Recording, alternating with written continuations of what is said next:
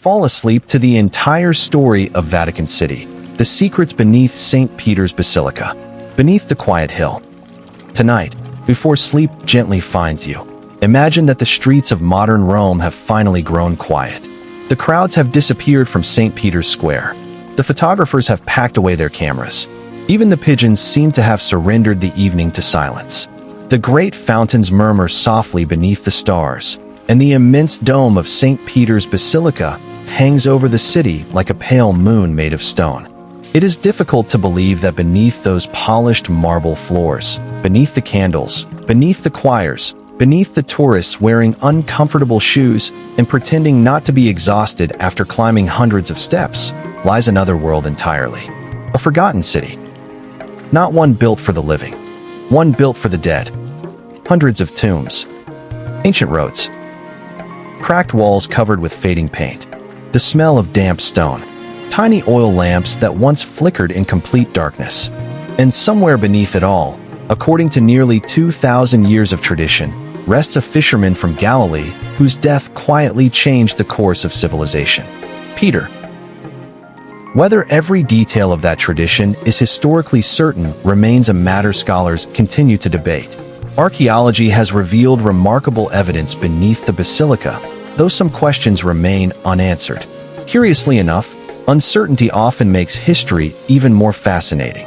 The deeper archaeologists dig, the more mysteries seem to emerge, as if the earth itself enjoys keeping a few secrets. So tonight, we're going to descend. Not all at once. Slowly. Very slowly. Because history, like old stone, reveals itself layer after layer. Every staircase beneath Vatican City takes you backward through centuries. Every brick carries fingerprints from someone who believed they were building forever. And perhaps they were.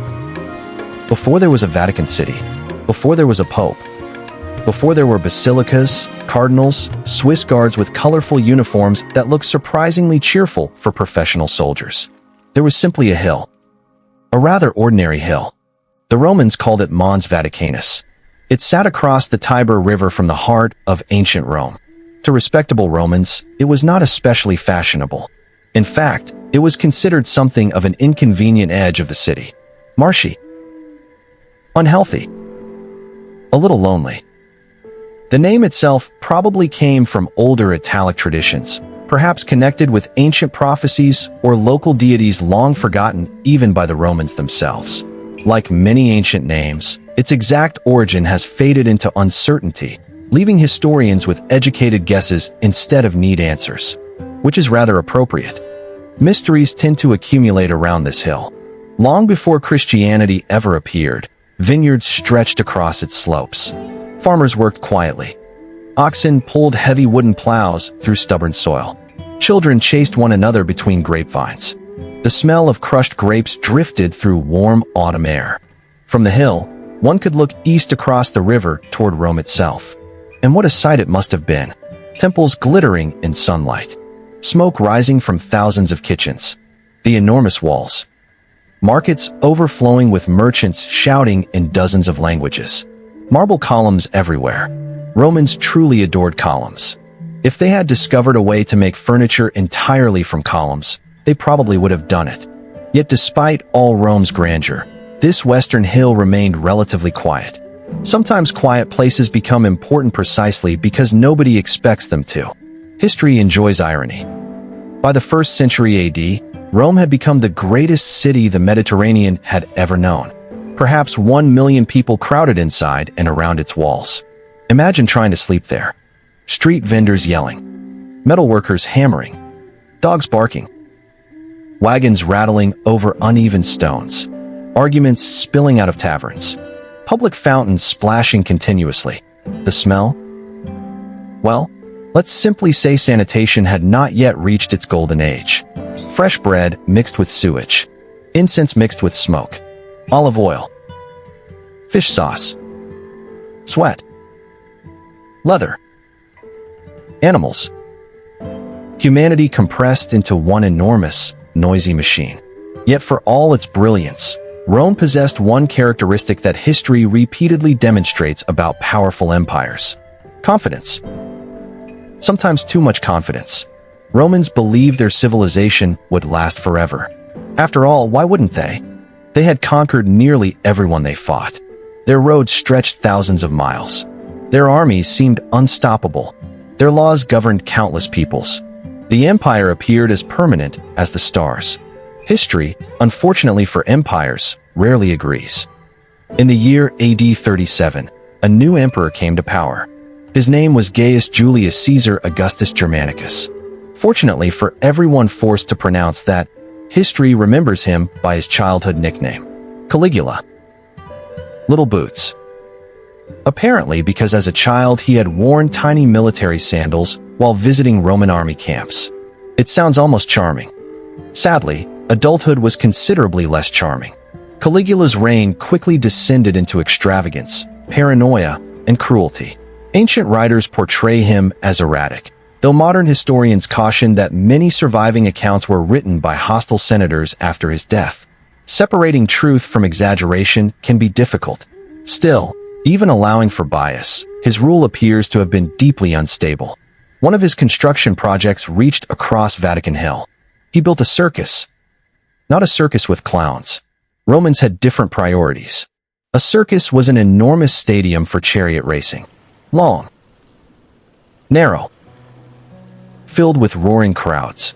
Thousands upon thousands of spectators packed wooden seats to watch horses thunder around dangerous turns at astonishing speed. Imagine the noise.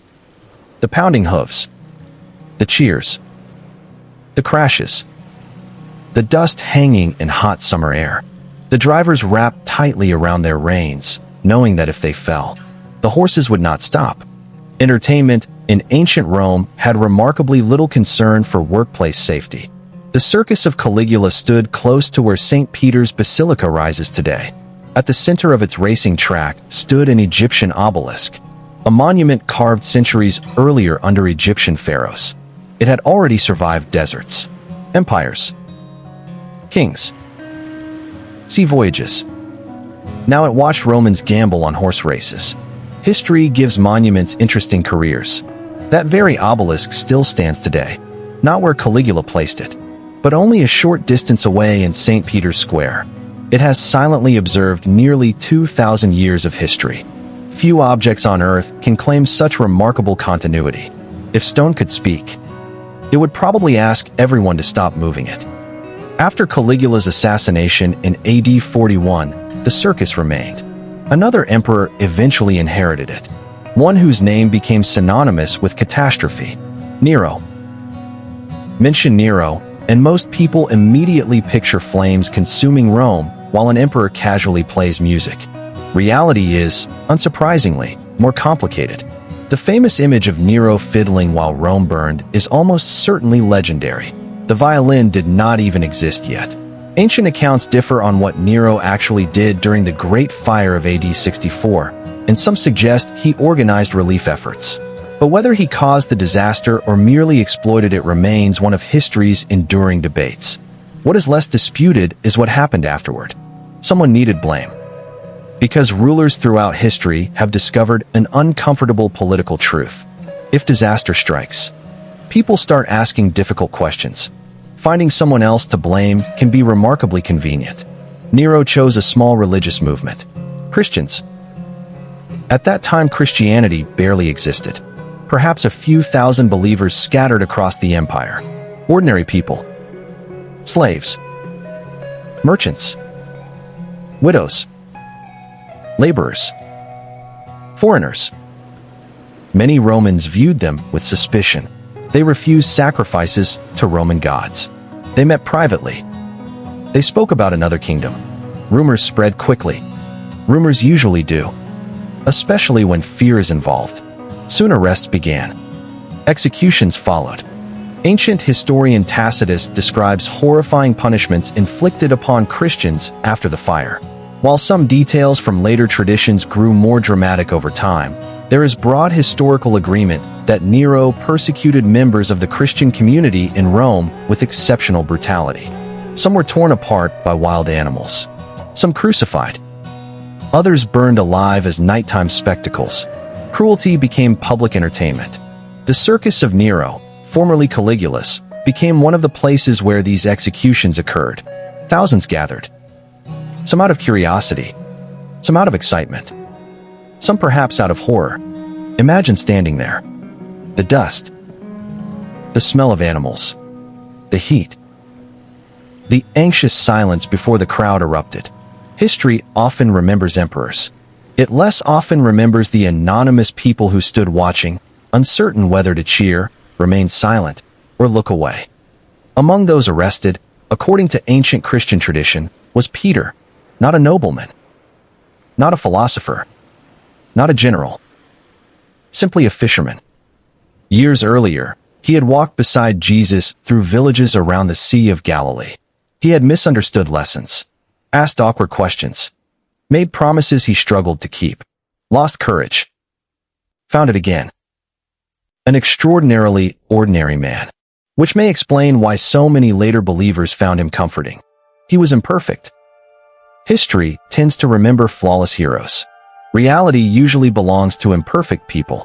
According to early Christian tradition, Peter was condemned to crucifixion during Nero's persecution.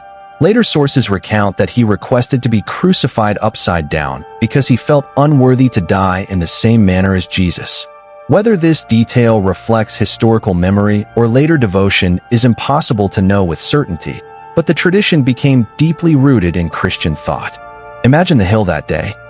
No basilica. No marble. No choir. Only open sky. The distant noise of Rome. Soldiers carrying timber. A crowd gathering. Wind moving softly through dry grass. And somewhere nearby, that Egyptian obelisk watching silently. It may well have stood there as Peter died. Stone remembers differently than people do. Stone has patience. Death in Rome rarely marked the end of a story. Burial mattered deeply. Roman law generally prohibited burials within the city's sacred boundary, so cemeteries lined the great roads leading into and out of Rome. Families constructed elaborate tombs decorated with paintings, mosaics, inscriptions, and sculptures. Some tombs resembled miniature houses. Others were grand enough to rival villas. Even in death, Romans appreciated good architecture. The wealthy ensured everyone knew exactly how wealthy they had been. One final opportunity for tasteful bragging. Near Vatican Hill stretched one such cemetery. Quiet. Orderly. Rows of tombs climbed the slope. Families visited regularly. Flowers. Wine offerings. Prayers. Memories. Life continuing beside death. According to ancient tradition, Peter's followers secretly buried him in this cemetery near the place of his execution. Not inside a magnificent shrine, just a simple grave. Nothing extraordinary. At least not yet. No one present could possibly have imagined what would someday stand above that burial, or that kings would cross continents hoping merely to stand nearby. Sometimes history begins with astonishing simplicity. A modest grave. A handful of grieving friends. A silent hillside. Nothing more. Decades passed. Rome continued. Emperors rose and fell. Some competent. Some disastrous. Some remembered mainly because they managed not to be disastrous. Christianity remained illegal for generations. Believers gathered quietly in homes, shared meals, read letters, buried their dead, whispered prayers beneath the constant possibility of arrest. Yet the movement refused to disappear.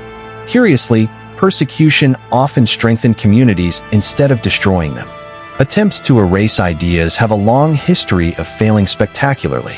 The grave on Vatican Hill slowly became known among believers. Pilgrims visited discreetly, not crowds. Only individuals. Quiet footsteps. Simple prayers. Perhaps a flower left beside the earth. No magnificent monument, just memory.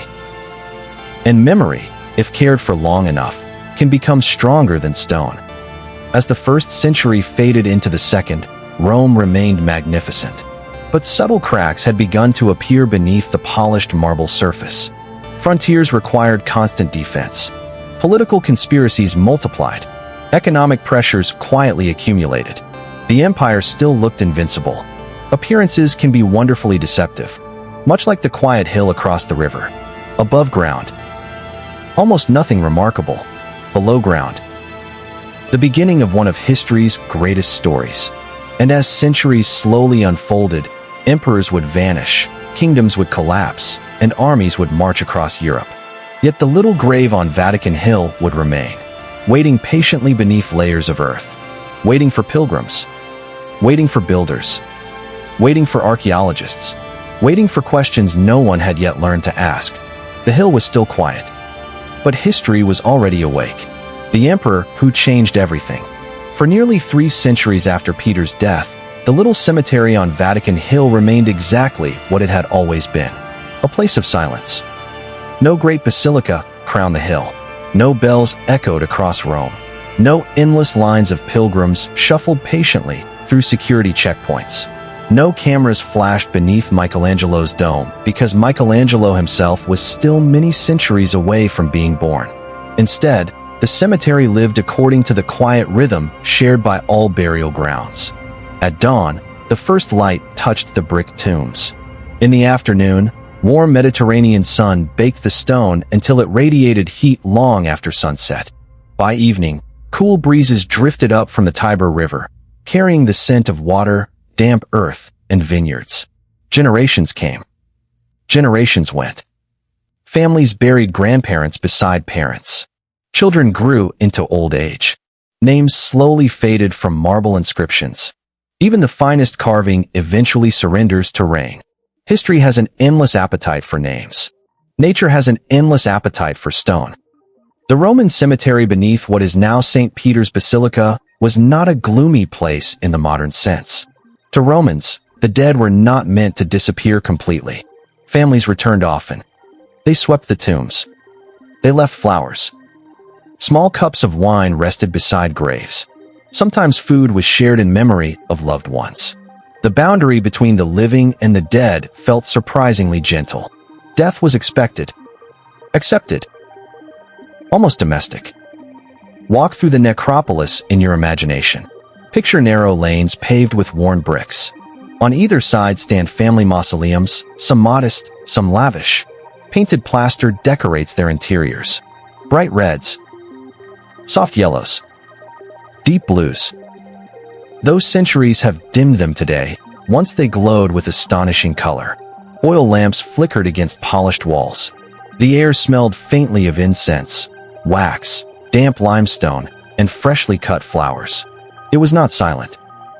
Footsteps echoed softly. Voices whispered prayers. Birds nested in nearby trees. Life continued all around the dead. Perhaps that is one reason cemeteries can feel strangely peaceful.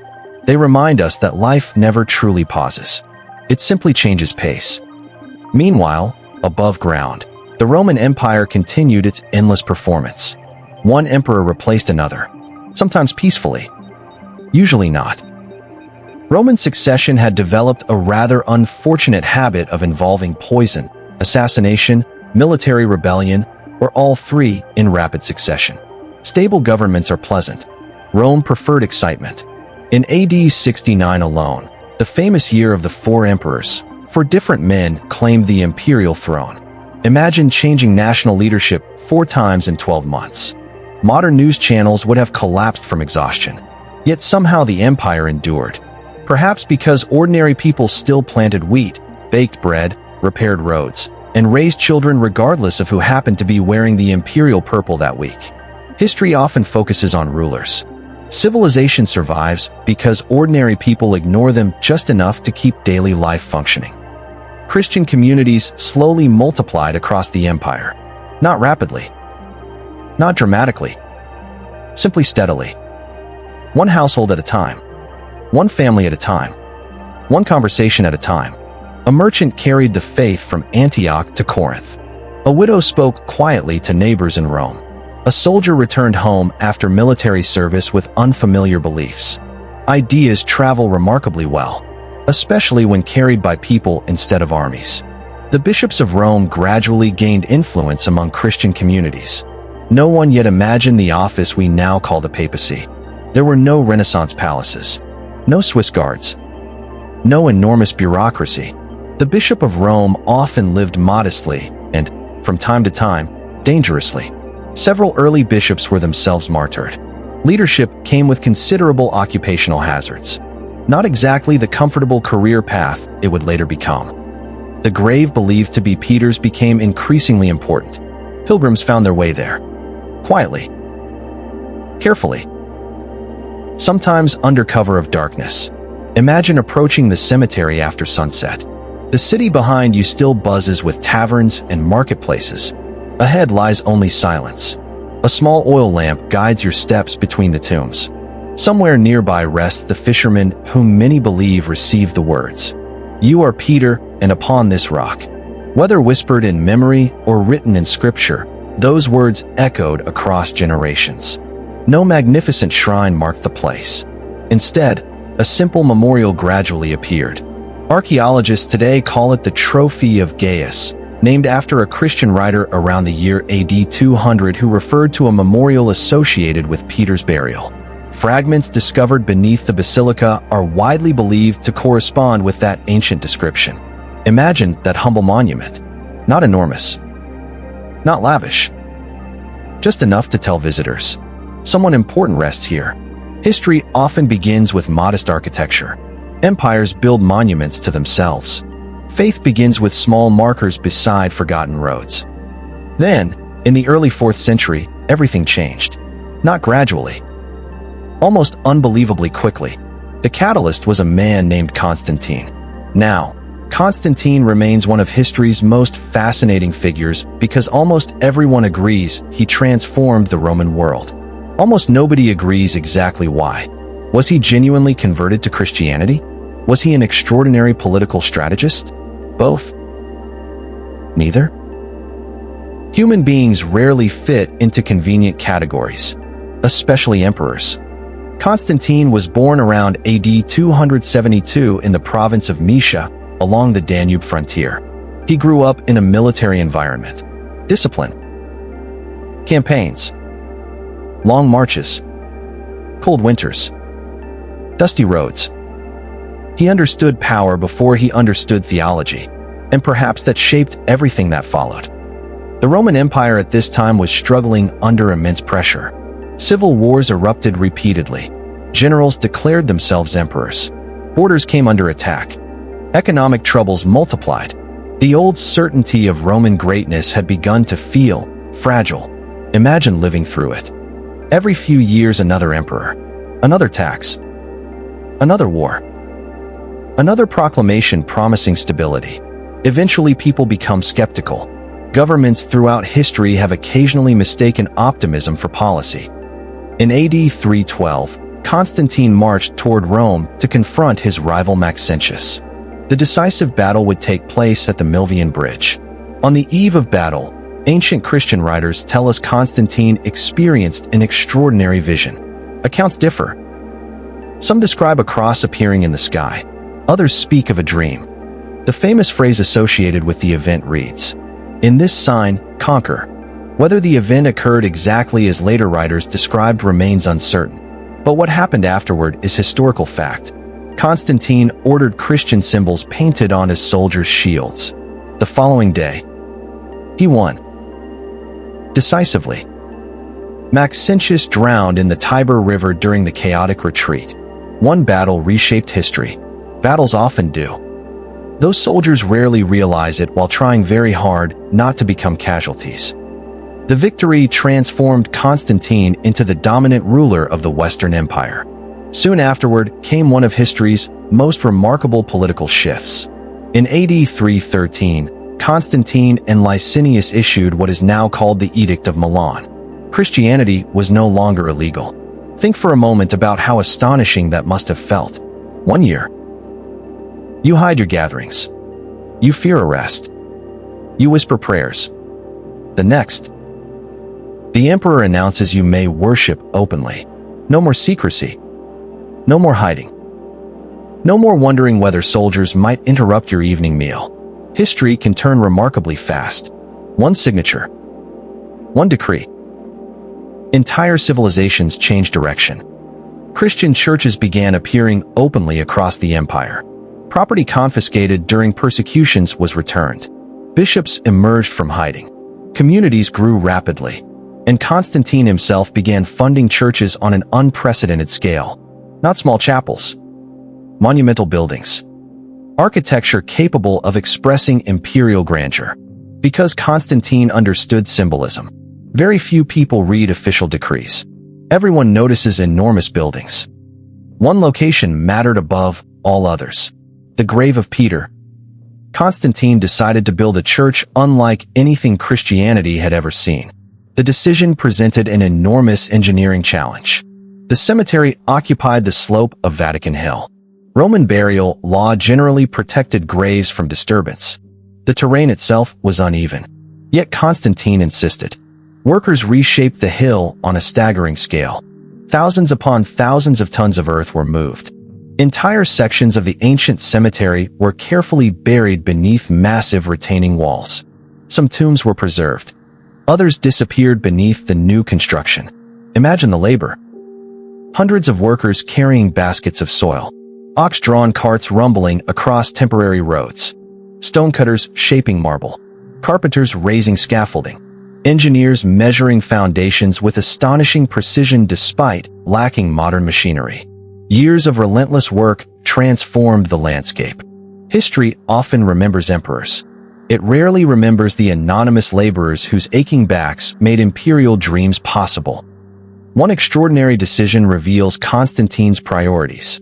Instead of placing the altar wherever construction proved easiest, he ordered the basilica centered directly over Peter's traditional burial place. That meant architects had to design the entire building around one grave, not the other way around. Imagine standing inside the completed basilica centuries later. Pilgrims kneel before the high altar. Unseen beneath their feet lies layer upon layer of history. The altar. Below it, Constantine's shrine. Below that, the Roman memorial. Below that, the cemetery. Below that, the earth that received Peter nearly 300 years earlier. History stacked like pages inside an impossibly ancient book. The first Basilica of St. Peter was unlike anything Christians had previously known. It stretched for more than 100 meters. 5 vast aisles filled its interior. Marble columns lined the nave in perfect rhythm. Golden decorations shimmered in candlelight. Colored glass filtered sunlight into soft patterns across polished floors. Pilgrims entered through enormous bronze doors. The scent of incense drifted upward toward timber roofs. Choirs sang where executions had once taken place. How strange history can be. The same hill where Nero displayed human suffering became a place dedicated to prayer. Cruelty had surrendered to memory. Violence had yielded to hope. Stone had learned a different language. Pilgrims now came from every corner of the empire. Some walked hundreds of miles. Others crossed dangerous seas. Imagine arriving after months of travel. Your sandals worn nearly through. Your cloak faded by sun and rain. Dust covering every possession. Then, at last, Rome appears. The city's skyline rises ahead. And above Vatican Hill stands Constantine's immense basilica. Not merely a building. A destination. A promise fulfilled. Inside, countless lamps flicker. Priests chant softly. Visitors kneel in silent gratitude. Some weep. Others simply stand, overwhelmed. Journeys are rarely about the destination alone, but sometimes the destination truly is extraordinary. Constantine himself would never make Rome his permanent capital again. Instead, he founded a magnificent new city in the east, Constantinople. A second Rome. Perhaps he sensed the empire's future lay elsewhere. Perhaps practical politics guided the decision. Whatever his reasons, Rome gradually transformed from political capital into something else. A spiritual capital, not ruled primarily by emperors, but increasingly by bishops. The transition would take centuries, yet its foundations had already been laid, quite literally, stone by stone. Directly above a quiet grave beneath Vatican Hill, the fisherman now rested beneath the greatest church in Christendom. And above him, history was only beginning. When empires crumbled and the tomb endured, there is something strangely comforting about old stone. Empires may collapse with astonishing speed. Kings may disappear from history almost overnight. Armies that once shook the earth eventually become names carved into dusty books. But stone is patient. It waits. Long after speeches have been forgotten, long after banners have rotted away, long after the last soldier has marched home. Tonight, as the lamps burn softly inside Constantine's magnificent basilica, let us remain here for a little while longer. Outside, Rome still breathes. Merchants argue over the price of olive oil. Children chase stray dogs through narrow streets. Bakers rise before dawn to knead tomorrow's bread. Life, as it always does, continues. Yet beneath the polished marble floor, deep under the prayers and candlelight, Peter's little grave remains exactly where it has always been. Silent. Unmoving. Almost invisible. If someone had stood there in the 4th century, gazing up at Constantine's enormous church, they might have believed they were witnessing the beginning of an age that would last forever. History enjoys proving people wrong. Constantine died in the year AD 337. Like nearly every emperor before him, he left behind not only an empire, but a problem. Who would inherit it? The Roman Empire had a remarkable ability to create succession crises with almost artistic consistency. Instead of simply choosing one ruler and allowing everyone to carry on peacefully, which would admittedly have been rather convenient, the empire often divided itself among sons, brothers, cousins, rivals, ambitious generals, and anyone else who happened to possess enough soldiers. The result was predictable. Arguments. Civil wars. Political betrayals. Letters written with great courtesy that secretly meant, "I intend to destroy you." Human nature, it seems, has not changed very much. Yet Christianity continued to grow. Every year, more churches appeared across the empire. Former pagan temples stood beside new Christian basilicas. Ancient traditions slowly blended with new beliefs. Rome itself began changing almost without noticing. The city that had once celebrated Jupiter, Mars, Venus, and dozens of other gods now echoed increasingly with hymns. Old statues remained. Old festivals survived. But the rhythm of the city had begun to change. Not suddenly. Civilizations rarely transform overnight. They drift. Quietly. Like rivers changing course over generations. Meanwhile, the bishops of Rome gradually became more influential. At first, their authority extended mainly over nearby Christian communities. But distance has a curious effect. When communication takes months instead of seconds, local leaders naturally become more independent. As churches spread from Britain to Egypt, from Spain to Syria, disagreements became inevitable. Questions emerged. Which books belonged in Scripture? How should Christians understand the nature of Christ? Who possessed authority to settle disputes? Councils gathered. Bishops debated. Sometimes calmly. Sometimes rather less calmly. Historians occasionally describe early church councils with dignified language. One imagines quiet philosophers exchanging thoughtful opinions beneath marble columns. Reality could be considerably louder. Arguments became heated. Voices rose. Accusations flew across meeting halls. More than one bishop allegedly left with bruises. Apparently, theological disagreements have always inspired remarkable enthusiasm. Yet through every disagreement, one location continued attracting pilgrims. Peter's tomb. Imagine arriving from distant Gaul. Months have passed since you left home. Your boots have worn thin. You have crossed icy mountain passes, muddy roads, crowded ports, forests filled with wolves, and villages where no one speaks your language. Finally, Rome. You climb Vatican Hill. Before you rises Constantine's Basilica. Its enormous columns catch the afternoon sunlight. Bronze lamps flicker within. Choirs sing softly. You enter. Cool air replaces the heat outside. The scent of incense wraps gently around every visitor. Marble stretches beneath your feet. Somewhere below, hidden beneath layers of stone, lies the grave you have traveled halfway across Europe to see. You cannot actually see it. But perhaps that hardly matters. Pilgrimage has always been as much about faith as sight.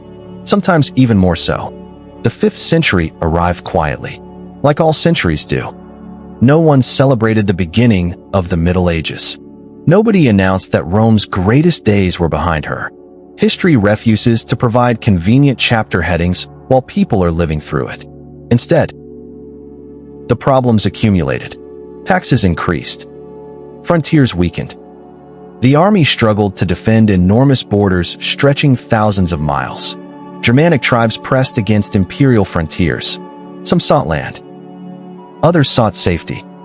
Still others sought opportunity. Migration and invasion often look surprisingly similar depending upon which side is writing the history. Then came the Visigoths. Their king was Alaric. For years he negotiated with Roman emperors. He asked for land, payment, recognition. Again and again, negotiations failed. Eventually, Alaric reached the conclusion that diplomacy had become rather tiresome. In August of AD 410, he marched into Rome. For nearly 800 years, the Eternal City had remained unconquered by foreign enemies. Romans had grown accustomed to believing their city stood beyond history itself.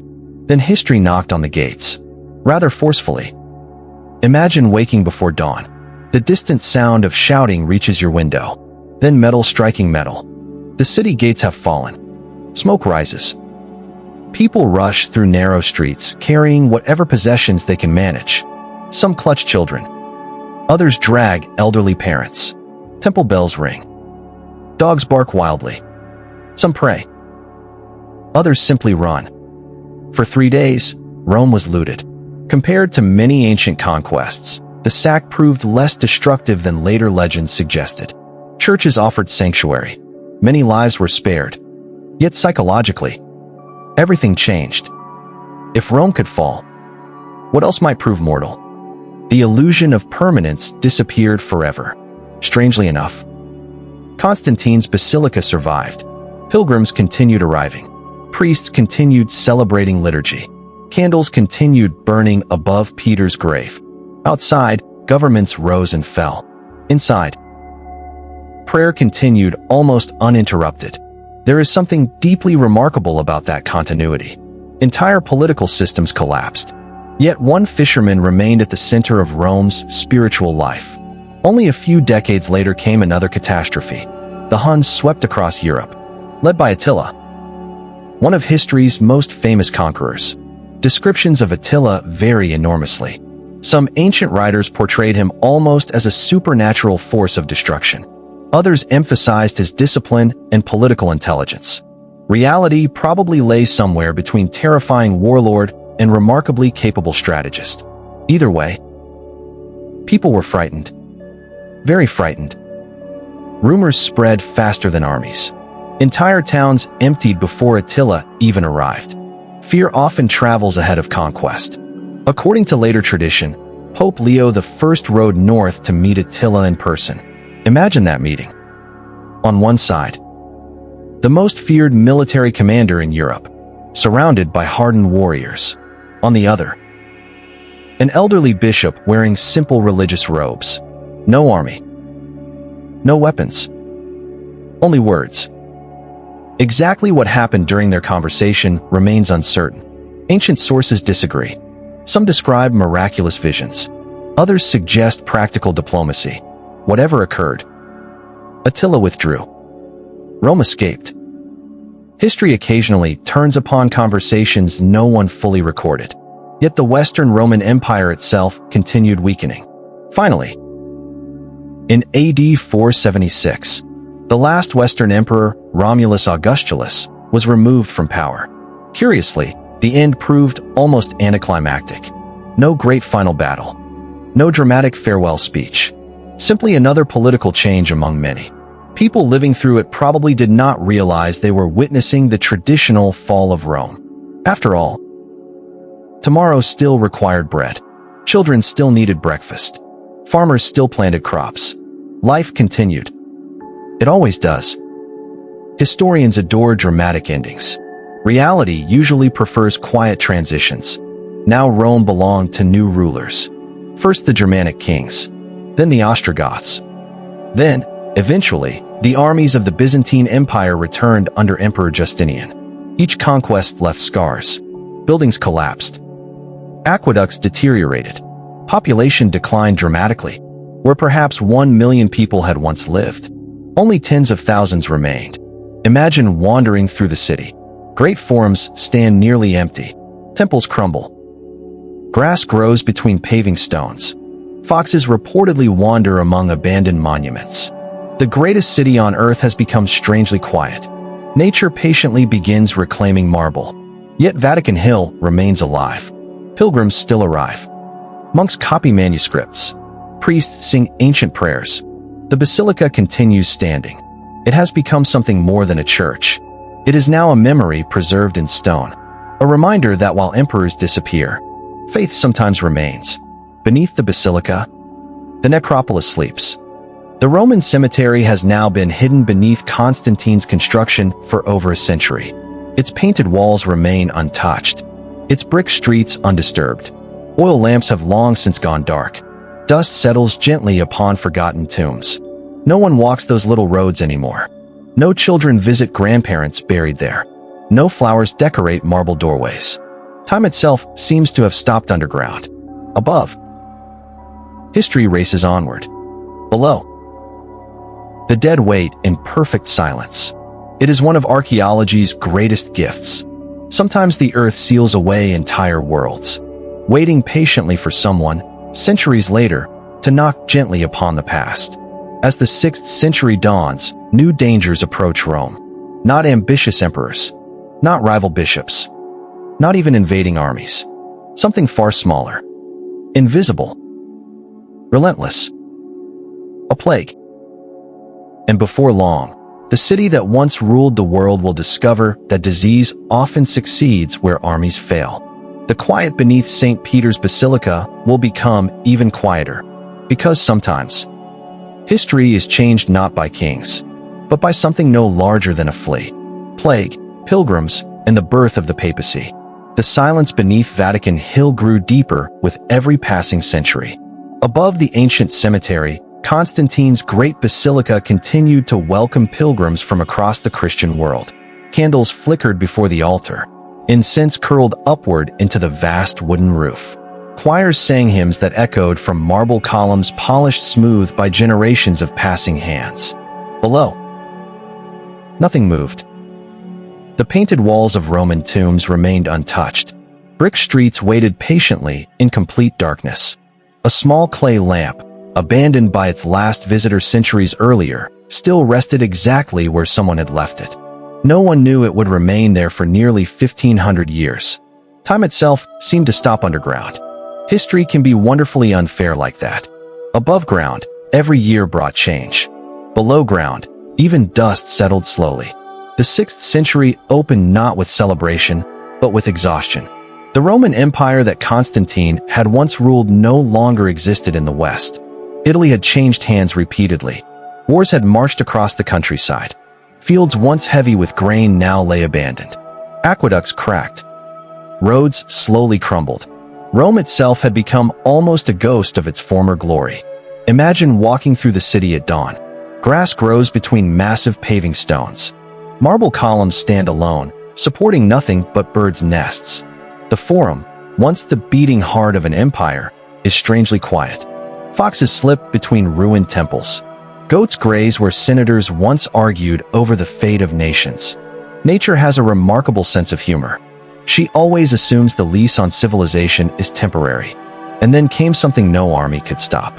In the year AD 541, reports began arriving from the eastern Mediterranean. A mysterious illness. Ships entered harbors carrying more than cargo. Within weeks, entire neighborhoods fell silent. Within months, cities emptied. The disease reached Constantinople first, then Egypt, then Syria, then Italy. Finally, Rome. Modern historians call it the plague of Justinian. Most scholars believe it was caused by the same bacterium responsible for the later Black Death, Yersinia pestis, spread in part by fleas carried on rats. Ancient people, of course, had no idea what caused it. They only knew what they saw. Healthy neighbors collapsing within days. Entire families disappearing. Markets falling silent. Church bells ringing almost constantly. Imagine Rome during that terrible summer. The usual smell of fresh bread is gone. So is the cheerful shouting of merchants. Instead, smoke from funeral pyres drifts across the city. Doors remain closed. People avoid eye contact. Every cough causes fear. Even footsteps seem quieter. When enough people die, silence becomes one of the loudest sounds imaginable. Pope Pelagius II himself eventually died during another outbreak. Disease did not care whether someone wore a crown or a bishop's robes. Plague has always been remarkably democratic. It ignored wealth, ignored titles, ignored ambition. History often remembers kings. Disease rarely bothers learning their names. Rome desperately needed leadership. That leadership arrived in the form of one of history's most remarkable popes, Gregory I, better known today as Gregory the Great. Curiously enough, Gregory never particularly wanted the job. He had preferred the quiet life of a monk. Books, prayer, simple meals, gardens, silence. Unfortunately for Gregory, history has an unfortunate habit of interrupting peaceful retirement plans. Gregory became pope in AD 590. Rome at that moment was a city surrounded by uncertainty. The Lombards threatened from the north. The Byzantine government was far away in Constantinople. Famine haunted the countryside. Disease returned again and again. The Pope increasingly found himself doing far more than leading worship. He organized food distribution, negotiated with invading armies, managed estates, repaired aqueducts, helped refugees, settled disputes. In many ways, the Pope gradually became the city's unofficial governor. Not because anyone had carefully designed such a system, simply because someone had to keep Rome functioning. History often promotes whoever happens to remain standing. Gregory also transformed worship itself. Although later legends exaggerate his role somewhat, Gregorian chant eventually became associated with his name. Imagine entering St. Peter's Basilica on a cool autumn morning. Sunlight filters through high windows. Tiny particles of dust float like golden snow. Candles burn quietly. Then, one single human voice begins singing. No instruments. No drums. No orchestra. Just pure melody rising into the vast wooden ceiling. Soon another voice joins. Then another. The music moves slowly, almost weightlessly, like prayer itself learning to breathe. Even today, those chants possess an extraordinary ability to slow the mind. Perhaps they have been helping tired people fall asleep for nearly 15 centuries. Though admittedly that was probably not Gregory's original intention. Meanwhile, pilgrims continued arriving, not in enormous numbers. Travel remained dangerous. Roads were unreliable. Bandits had an unfortunate tendency to appear wherever travelers carried money, which, from the bandits' perspective, was simply efficient planning. Still, the faithful came. Imagine a traveler from distant Ireland, months at sea, weeks crossing Britain, then France, then the Alps, finally Italy. His cloak smells of rain and smoke. His boots have been repaired so many times they consist almost entirely of repairs. At last, Rome. He climbs Vatican Hill. The Basilica appears, huge, ancient, filled with light. He kneels before Peter's shrine. Perhaps he whispers nothing at all. Sometimes journeys answer questions without words. Around the basilica itself, life slowly developed. Small inns welcomed travelers. Merchants sold candles. Craftsmen carved wooden crosses. Blacksmiths repaired horseshoes. Bakers rose before dawn to feed hungry pilgrims. Entire neighborhoods grew around hospitality. Faith has always been surprisingly good for local economies. Someone has to sell bread. Someone has to repair sandals. Someone has to provide a place to sleep after walking 300 miles. History is wonderfully practical beneath its grand ideals. As centuries passed, the bishops of Rome accumulated something even more valuable than wealth: memory. Other churches honored saints. Rome honored Peter. Every generation strengthened that connection. Every pilgrim carried stories home. Every bishop pointed toward the same grave beneath the altar. Whether kings ruled Italy or foreign armies occupied the city mattered less than one simple belief: Peter remained. That continuity became one of the papacy's greatest strengths. Empires changed. The tomb did not. The 7th century brought fresh uncertainty. Islam emerged in Arabia. Within decades, Muslim armies conquered Syria, Palestine, Egypt, North Africa. Regions that had been Christian for centuries suddenly belonged to new rulers. Communication with Eastern churches became increasingly difficult. The Mediterranean, once called the Romans' Inner Sea, no longer united a single empire. Instead, it became a frontier. Rome found itself looking increasingly westward, toward France, toward Germany, toward lands once considered distant frontiers. History quietly shifted its center of gravity. Back in Rome, St. Peter's Basilica grew richer.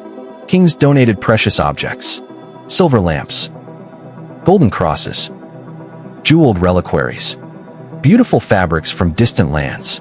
Pilgrims left coins. Nobles funded chapels. The shrine became one of the wealthiest religious sites in Europe.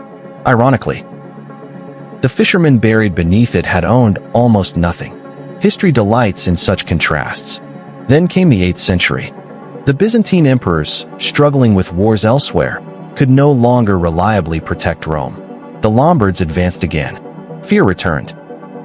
Once more, the Pope sought help. This time, not from Constantinople, but from the Franks. North of the Alps ruled a powerful king named Pepin the Short. His nickname sounds mildly insulting. It probably was. Yet Pepin possessed something more useful than height: an army.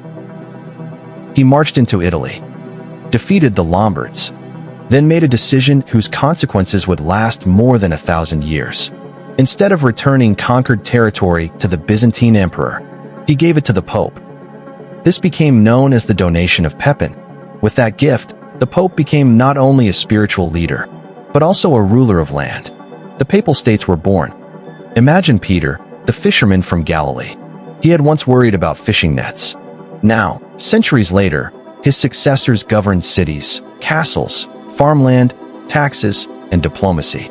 History occasionally takes astonishing detours. The papacy had entered politics, not entirely by choice, not entirely by ambition, mostly because the world around it kept collapsing and someone needed to maintain order. Still, power changes people. Even institutions founded upon humility must wrestle with wealth. Even churches built upon simple graves eventually require administrators. And administrators?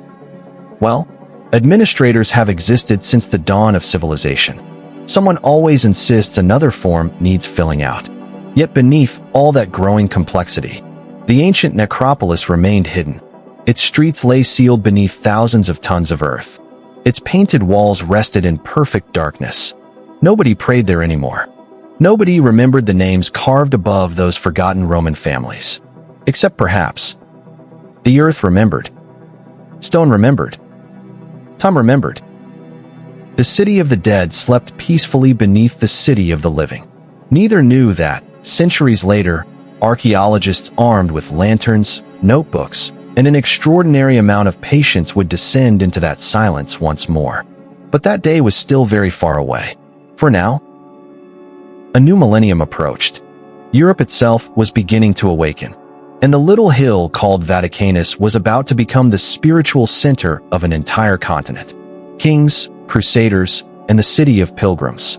If you could stand upon Vatican Hill sometime around the year AD 1000, just as dawn was beginning to brighten the eastern sky, the Rome you would see might surprise you. It would not resemble the bustling capital of Julius Caesar, nor would it resemble the elegant city millions of visitors know today. Instead, you would find a place caught between ruin and rebirth. Mist rises gently from the Tiber River. Ancient temples stand roofless, their marble columns broken by earthquakes, neglect, and centuries of scavengers who discovered that Roman stone made excellent building material.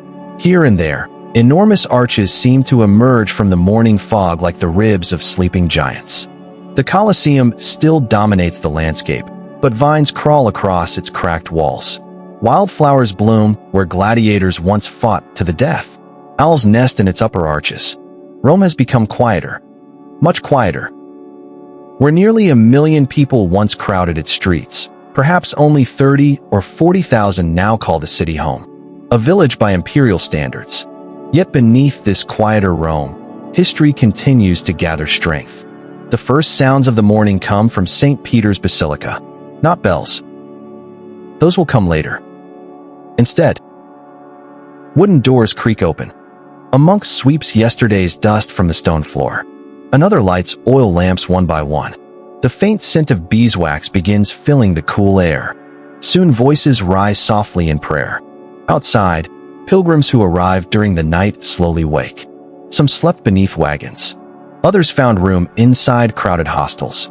Many simply wrapped themselves in blankets beside the church walls. Travel has never been especially comfortable. Medieval travel was even less interested in customer satisfaction. Pilgrims are everywhere. Some wear coarse wool cloaks patched dozens of times. Others arrive dressed in fine fabrics, accompanied by servants and horses. Poor farmers kneel beside wealthy nobles. Soldiers stand beside widows. Children stare upward in amazement at Constantine's enormous basilica. Everyone has come for the same reason: to stand near Peter. Imagine their journeys. A woman has walked nearly 800 miles from what is now northern France. A merchant has crossed the Alps through dangerous mountain passes where snow still clings to the rocks even in spring. An English monk has survived storms in the English Channel, thieves on lonely roads, and weeks of muddy travel through unfamiliar kingdoms. Each traveler carries a story. Each carries hope. And every dusty road seems eventually to lead toward Rome. The routes become so well-traveled that they acquire names. One of the most famous is the Via Francigena, stretching from Canterbury to Rome. Unlike modern highways, it offers no smooth pavement, no roadside cafes, no convenient signs pointing toward the nearest hotel.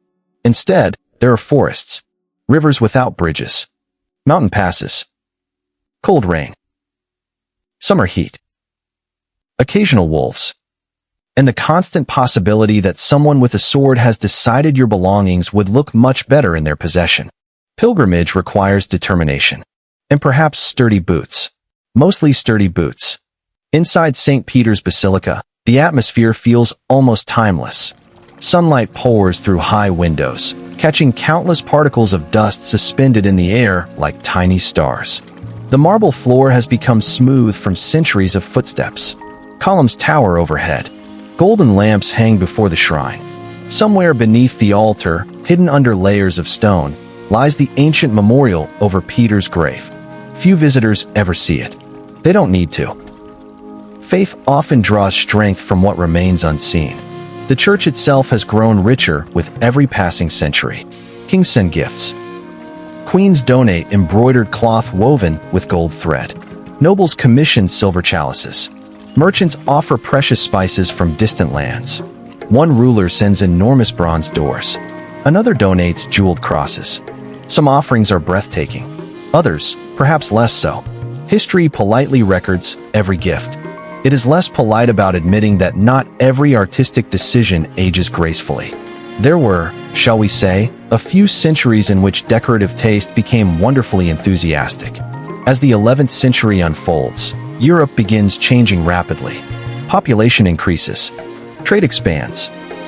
New towns appear. Castles rise across the countryside. The church grows alongside them. The Bishop of Rome, now increasingly called the Pope, finds himself corresponding with kings across Europe. Messengers ride constantly. Letters sealed with wax travel hundreds of miles. Some carry blessings. Others contain stern corrections. Still others politely remind powerful monarchs that the Pope is not entirely pleased with recent behavior. Diplomacy has always benefited from careful wording, especially when everyone involved believes God agrees with them. Yet power brings complications. The papacy becomes entangled in politics almost daily. Kings want influence over bishops. Bishops seek independence. Noble families compete for control of Rome. More than once, rival claimants insist they are the legitimate pope. At certain moments, Europe possesses 2 popes. Occasionally, even 3, as you might imagine. This creates paperwork. And arguments. So many arguments. Medieval Europe occasionally treated theological disagreements with the same enthusiasm modern sports fans reserve for championship finals. In 1054, another great division occurs. For centuries, the Christian world had stretched from Ireland to Armenia. Latin-speaking churches dominated the West. Greek-speaking churches flourished in the East. Differences slowly accumulated. Language, politics, culture, religious customs. Eventually, the split became official. Modern historians call it the Great Schism. The churches of Rome and Constantinople formally separated. The break was not caused by one single event, but by centuries of growing disagreement, misunderstandings, and competing claims of authority. Few people at the time imagined the division would become permanent. Many assumed reconciliation would eventually come. History had other plans. Meanwhile, beneath St. Peter's Basilica, the hidden cemetery sleeps on. Its painted walls remain untouched. Its narrow streets lie buried beneath thousands of tons of earth. Generations of pilgrims walk directly overhead, completely unaware. Children laugh. Choirs sing. Kings kneel. No one suspects that only a few meters below their feet rests an entire Roman neighborhood of the dead. History sometimes hides its greatest treasures beneath the places we visit most often. Toward the end of the 11th century, another turning point arrives. In 1095, Pope Urban II addresses a great gathering in France. His speech will change Europe forever. He calls upon Christian knights to journey east, to aid the Byzantine Empire, to reclaim Jerusalem. Thus begins the First Crusade. It is difficult to overstate the emotional impact of that announcement. Across Europe, thousands sew cloth crosses onto their clothing. Knights sell land to finance the journey. Farmers leave their fields. Monks record names. Families say tearful goodbyes. Some will never return. Others will come home transformed. Many will simply vanish into history. Rome becomes one of the great departure points. Pilgrims heading east often stop first at Peter's shrine. Imagine the basilica filled with armored knights. Mail shirts clink softly as they kneel. Helmets rest beside polished swords. Some are young. Some scarcely more than boys.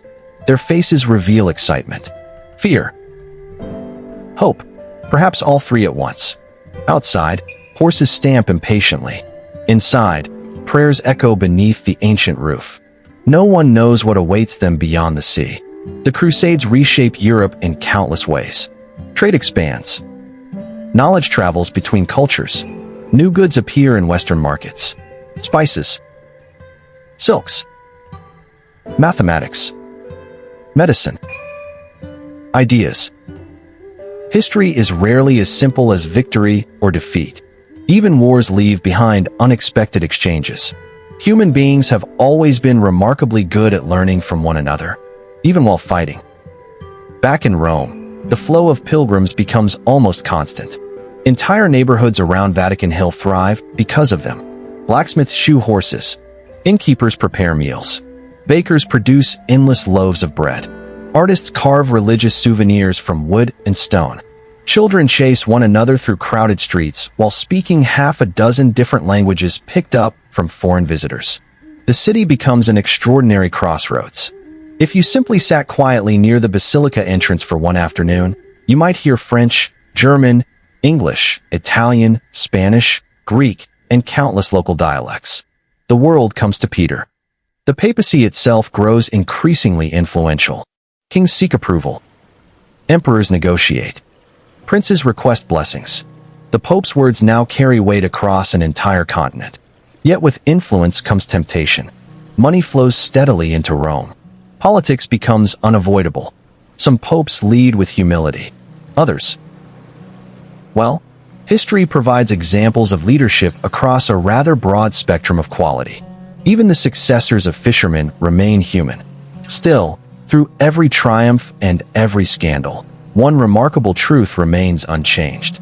The altar of St. Peter's Basilica stands directly above the ancient grave. That simple geographical fact quietly anchors the entire institution. The Basilica is magnificent. The papacy is powerful. Pilgrims arrive by the thousands. But everything ultimately points downward, toward one modest burial beneath layers of stone, toward a fisherman whose life ended under Nero's persecution, toward silence. As the 12th century gives way to the 13th, Rome grows busier than it has been for centuries. Construction echoes through its streets. Markets expand. Pilgrims multiply. Artists arrive. Scholars gather. The medieval world is awakening. Yet the greatest transformation of Vatican Hill has not yet begun.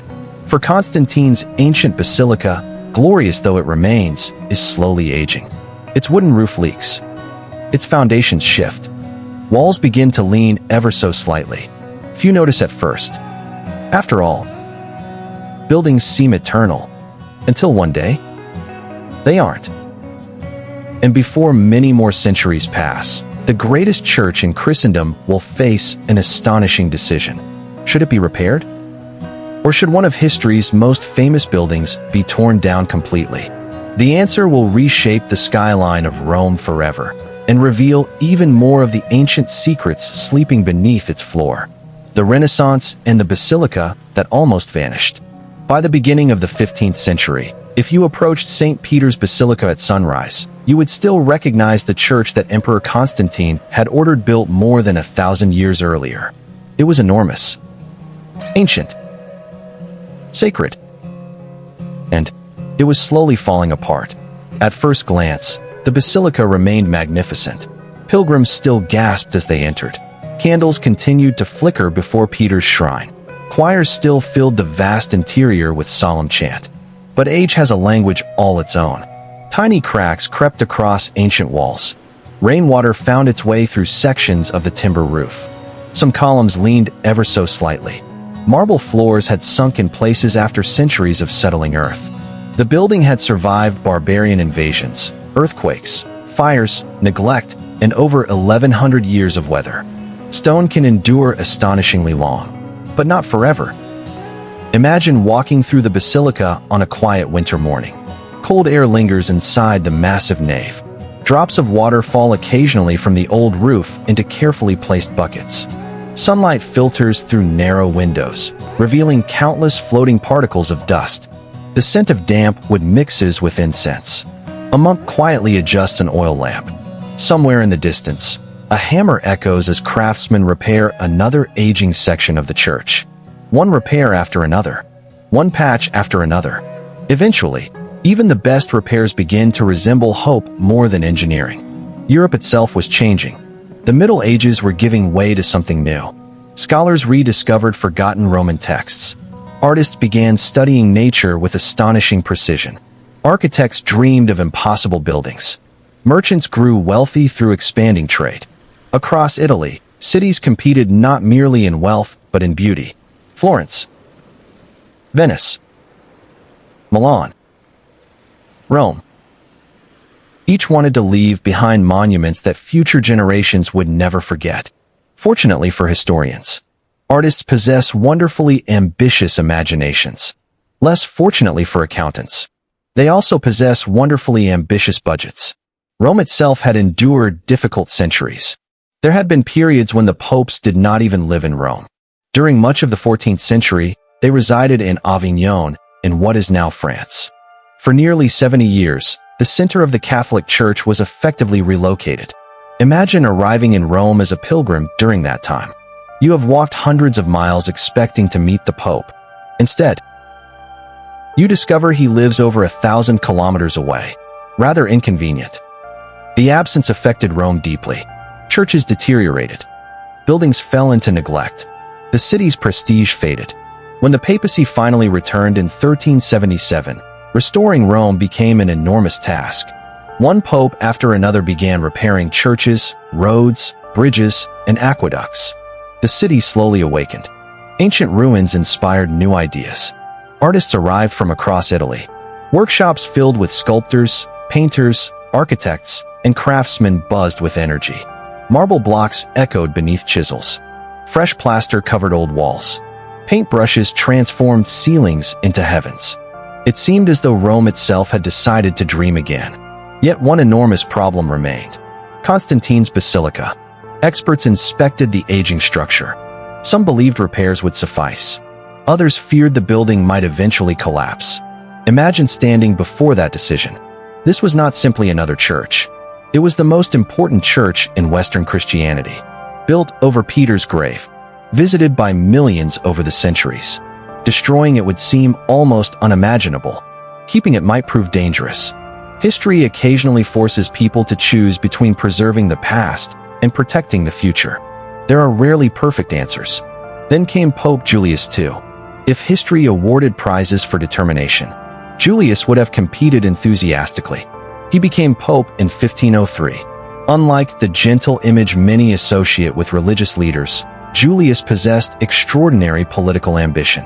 He led armies, negotiated treaties, commissioned artists, expanded papal territory. He has often been nicknamed the Warrior Pope. One imagines committee meetings with Julius were efficient. Julius made one of the boldest architectural decisions in history. Constantine's Basilica would not merely be repaired. It would be replaced. Completely. Imagine the reaction. For over 11 centuries, pilgrims had traveled to this church. Generations had worshipped beneath its roof. Countless memories filled every corner. And now, workers would dismantle it, stone by stone. The announcement shocked many Romans. Some protested. Others mourned. Many simply could not imagine Rome without Constantine's Basilica. Yet construction began. In 1506, the first foundation stone of the new St. Peter's Basilica was laid. The project would continue for more than a century. Generations of architects would devote their lives to it. Some would never see it completed. Building cathedrals has always required remarkable optimism. You begin knowing your grandchildren may witness the finished result. Perhaps, if everything goes well, which, in large construction projects, is almost never the case. The first architect was Donato Bramante. He envisioned something astonishing. Not merely a larger church, a perfect church, inspired by the geometry of ancient Rome. Balanced, symmetrical, majestic. His plans emphasized enormous open spaces crowned by a gigantic central dome. Many admired the design. Others worried. Could such a structure actually stand? Architects have occasionally confused confidence with gravity. Fortunately, gravity tends to win every argument. Construction transformed Vatican Hill into one enormous building site. Imagine arriving as a pilgrim. Instead of peaceful silence, you hear hammers, sawing, ox carts rumbling beneath heavy stone, laborers shouting instructions. Clouds of white marble dust drift through the air. Scaffolding rises everywhere. Cranes powered by men walking inside enormous wooden wheels slowly lift giant blocks into position. It resembles a medieval forest of timber and rope. Thousands of workers spend decades shaping stone. Some quarry marble. Others carve columns. Blacksmiths forge iron clamps. Carpenters construct platforms hundreds of feet above the ground. Every day begins before sunrise. Every evening ends exhausted. Most of the builders will never know one another. Separated by decades. United by one building. While construction continued, the ancient cemetery beneath remained untouched. Builders knew Peter's shrine had to remain exactly where tradition placed it. Everything else could change. The altar could be rebuilt. Walls redesigned. Columns replaced. But Peter's grave, that remained the fixed point around which the entire project revolved. Imagine drawing the plans. Every measurement begins with one small location underground. Everything expands outward from there. A fisherman still dictates architecture 15 centuries after his death. The Renaissance also brought extraordinary artists to Rome. One young sculptor arrived already astonishingly talented. His name was Michelangelo Buonarroti. At only 24 years old, he carved the Pietà. Imagine seeing it for the first time. Mary cradles the body of Christ. The marble seems impossibly soft. Fabric folds naturally. Muscles appear ready to move. Faces convey sorrow without exaggeration. Visitors reportedly stood speechless. Some still do. It remains inside St. Peter's Basilica today. Remarkably, Michelangelo carved it from a single block of marble. Stone, in gifted hands, can become emotion itself. Years later, Michelangelo received another challenge. By then he was an old man, nearly 72. Most people might have considered retirement. Michelangelo instead accepted responsibility for redesigning the Basilica's Great Dome. His solution became one of history's greatest architectural achievements. He strengthened earlier plans, simplified the structure, created a dome powerful enough to dominate Rome's skyline for centuries. Curiously, Michelangelo himself never saw the finished dome. He died in 1564. Construction continued after his death. Sometimes history asks people to plant trees beneath whose shade they will never sit. Meanwhile, another extraordinary artist transformed nearby rooms within the Vatican. Raphael. His frescoes filled walls with philosophers, theologians, poets, and scholars. Perhaps the most famous, the School of Athens, gathered Plato, Aristotle, Socrates, Pythagoras, Euclid, and dozens of other thinkers into one magnificent painted conversation. History's greatest minds, finally managing to occupy the same room. One suspects the debates would have lasted forever. Yet beneath all this artistic brilliance, money remained a constant concern. Building St. Peter's Basilica consumed unimaginable resources. Stone, marble, bronze, timber, glass, labor, transport. Everything cost fortunes. To help finance construction, church officials increasingly promoted indulgences, a practice already existing within medieval Christianity, but now emphasized in ways that proved deeply controversial. Some preachers presented indulgences so aggressively that many ordinary people believed forgiveness itself could effectively be purchased. Whether or not that was official teaching, the public perception became enormously damaging. History repeatedly demonstrates that poor communication can reshape civilizations. In 1517, an Augustinian monk in Germany named Martin Luther published his famous 95 Theses. His criticisms focused largely upon indulgences. What began as an academic dispute quickly expanded into the Protestant Reformation. Within years, Europe was divided. Wars followed. Arguments multiplied. Churches separated. Entire kingdoms chose different paths. Ironically, one of history's greatest religious upheavals unfolded partly while workers continued constructing the world's greatest Catholic church. The stones of St. Peter's rose higher. Europe grew more divided. History rarely lacks irony. By the late 16th century, the new basilica had begun taking recognizable shape. The massive piers supporting the dome towered above Rome. The ancient Constantinian church had almost completely disappeared. Only memories remained. And beneath the magnificent new foundations, the forgotten Roman necropolis still slept, undisturbed, unknown, patient, waiting for a future century when lantern light, not candlelight, would once again illuminate its ancient streets. For now, however, another visionary awaited Rome. A man who would transform not the basilica itself, but everything surrounding it. His name was John Lorenzo Bernini, and he would ensure that every pilgrim approaching St. Peter's would feel, before even entering the church, as though the city itself had opened its arms in welcome. Bernini's embrace and the hidden city below. There is a certain hour in Rome that belongs to almost no one. It arrives just before sunrise. The cafes are still dark. The bells have not yet begun their morning conversation across the rooftops. Even the pigeons seem reluctant to wake. If you were standing then at the edge of what is now St. Peter's Square, you would hear only the gentle sound of water spilling from distant fountains and the occasional footsteps of a solitary monk crossing polished stone. The enormous basilica would rise before you like a mountain, not simply a building, a landscape. Its dome floating above the city, pale against the first blue light of dawn. Yet something is still missing. The great church stands complete, but the vast open space before it has not yet become the magnificent square that millions recognize today. That transformation belongs to one extraordinary artist. His name was John Lorenzo Bernini. If Michelangelo had carved stone into emotion, Bernini taught stone how to move, or at least to appear as though it might. Born in 1598, Bernini displayed astonishing talent almost immediately. Visitors reportedly struggled to believe that marble statues could possess such softness. Hair appeared to flutter.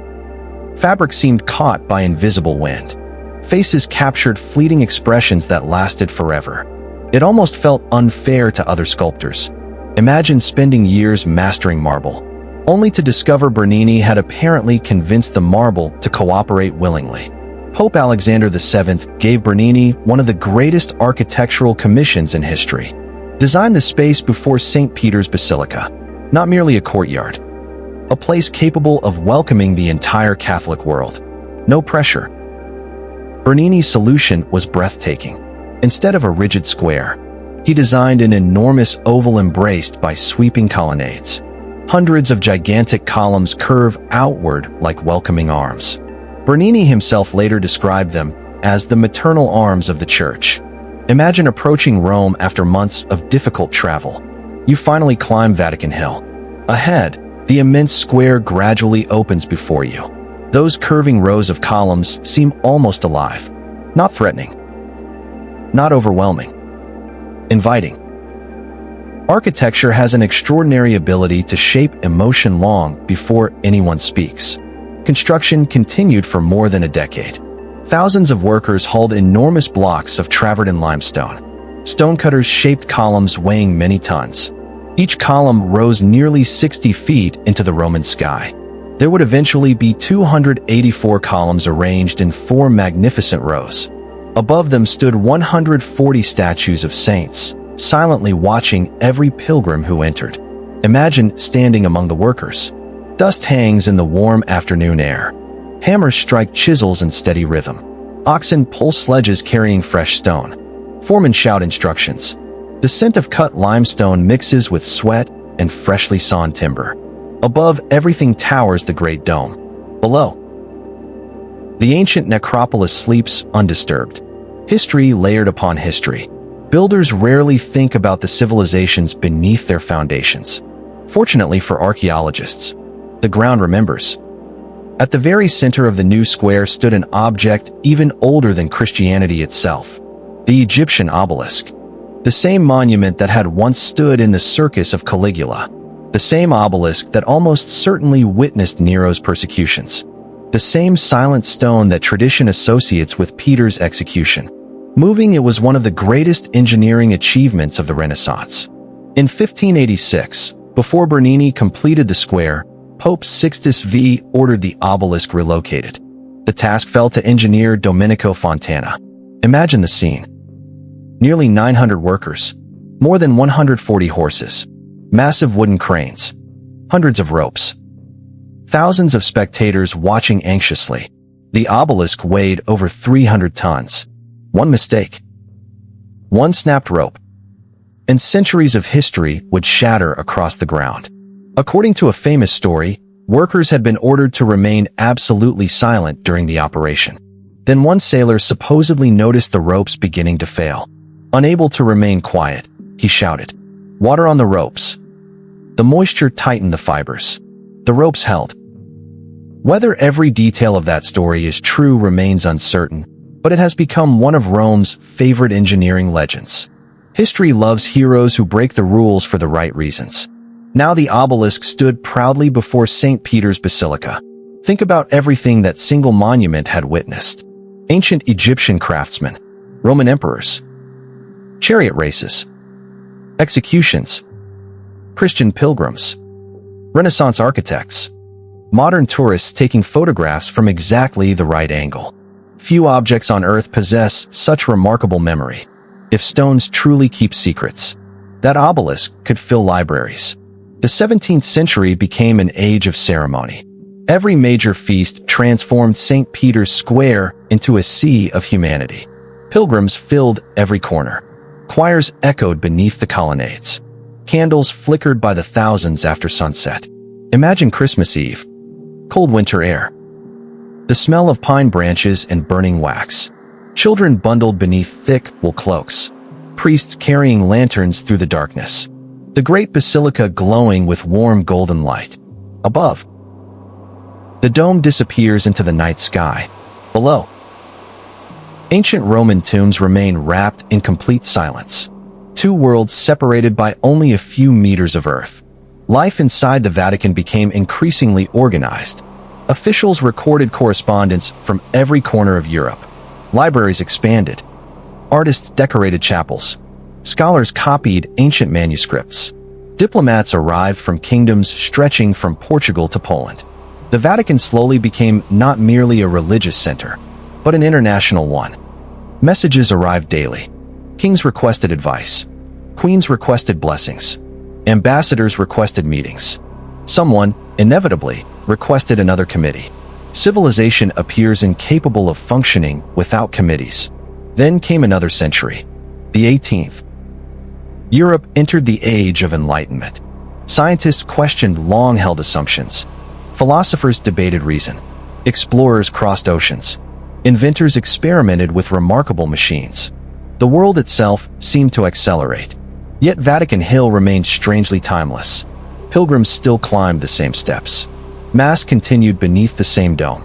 Candles still burned before Peter's shrine. Above ground, ideas changed. Below ground, nothing changed at all. The hidden cemetery had now rested beneath the Basilica for nearly 13 centuries. Imagine the extraordinary stillness. The painted walls remained vivid in places. Clay lamps still rested upon ancient shelves. Marble inscriptions remained exactly where grieving Roman families had placed them. No footsteps. No voices. No sunlight. Only darkness. Sometimes preservation requires nothing more complicated than being forgotten. Then history erupted once again. In 1789, revolution exploded in France. Kings trembled. Governments fell. The old order across Europe suddenly looked far less permanent than anyone had imagined. Among the young officers watching these events unfold was a brilliant artillery commander. His name, Napoleon Bonaparte. Within little more than a decade, nearly every ruler in Europe would know it. Some with admiration, most with concern. Napoleon eventually marched into Italy. French armies advanced toward Rome. The papacy suddenly found itself confronting not medieval kings, but modern revolutionary politics. Pope Pius VI was taken prisoner in 1798. Imagine the shock. For centuries, popes had crowned emperors. Now, an emperor in waiting effectively arrested the pope. History has a habit of reversing old relationships. Pius VI died in captivity. His successor, Pius VII, attempted a more cautious relationship with Napoleon. For a time, the two cooperated. Napoleon even invited the Pope to Paris for his imperial coronation. Yet during the ceremony, Napoleon famously placed the crown upon his own head. The symbolism was unmistakable. Power, he suggested, came from himself, not from the church. One imagines the atmosphere afterward was somewhat awkward. Relations deteriorated rapidly. In 1809, Napoleon annexed the Papal States. French soldiers occupied Rome. Pope Pius VII was arrested and carried away into exile. For years, the Vatican effectively lost its independence. Imagine St. Peter's Basilica during those years. The building remains magnificent.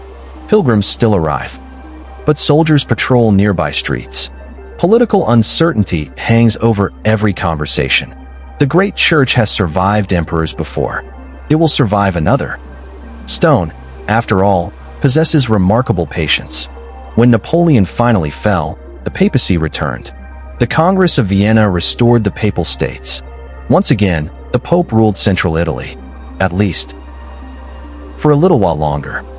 Because another storm was already gathering across the 19th century. Nationalism. The dream of a united Italy.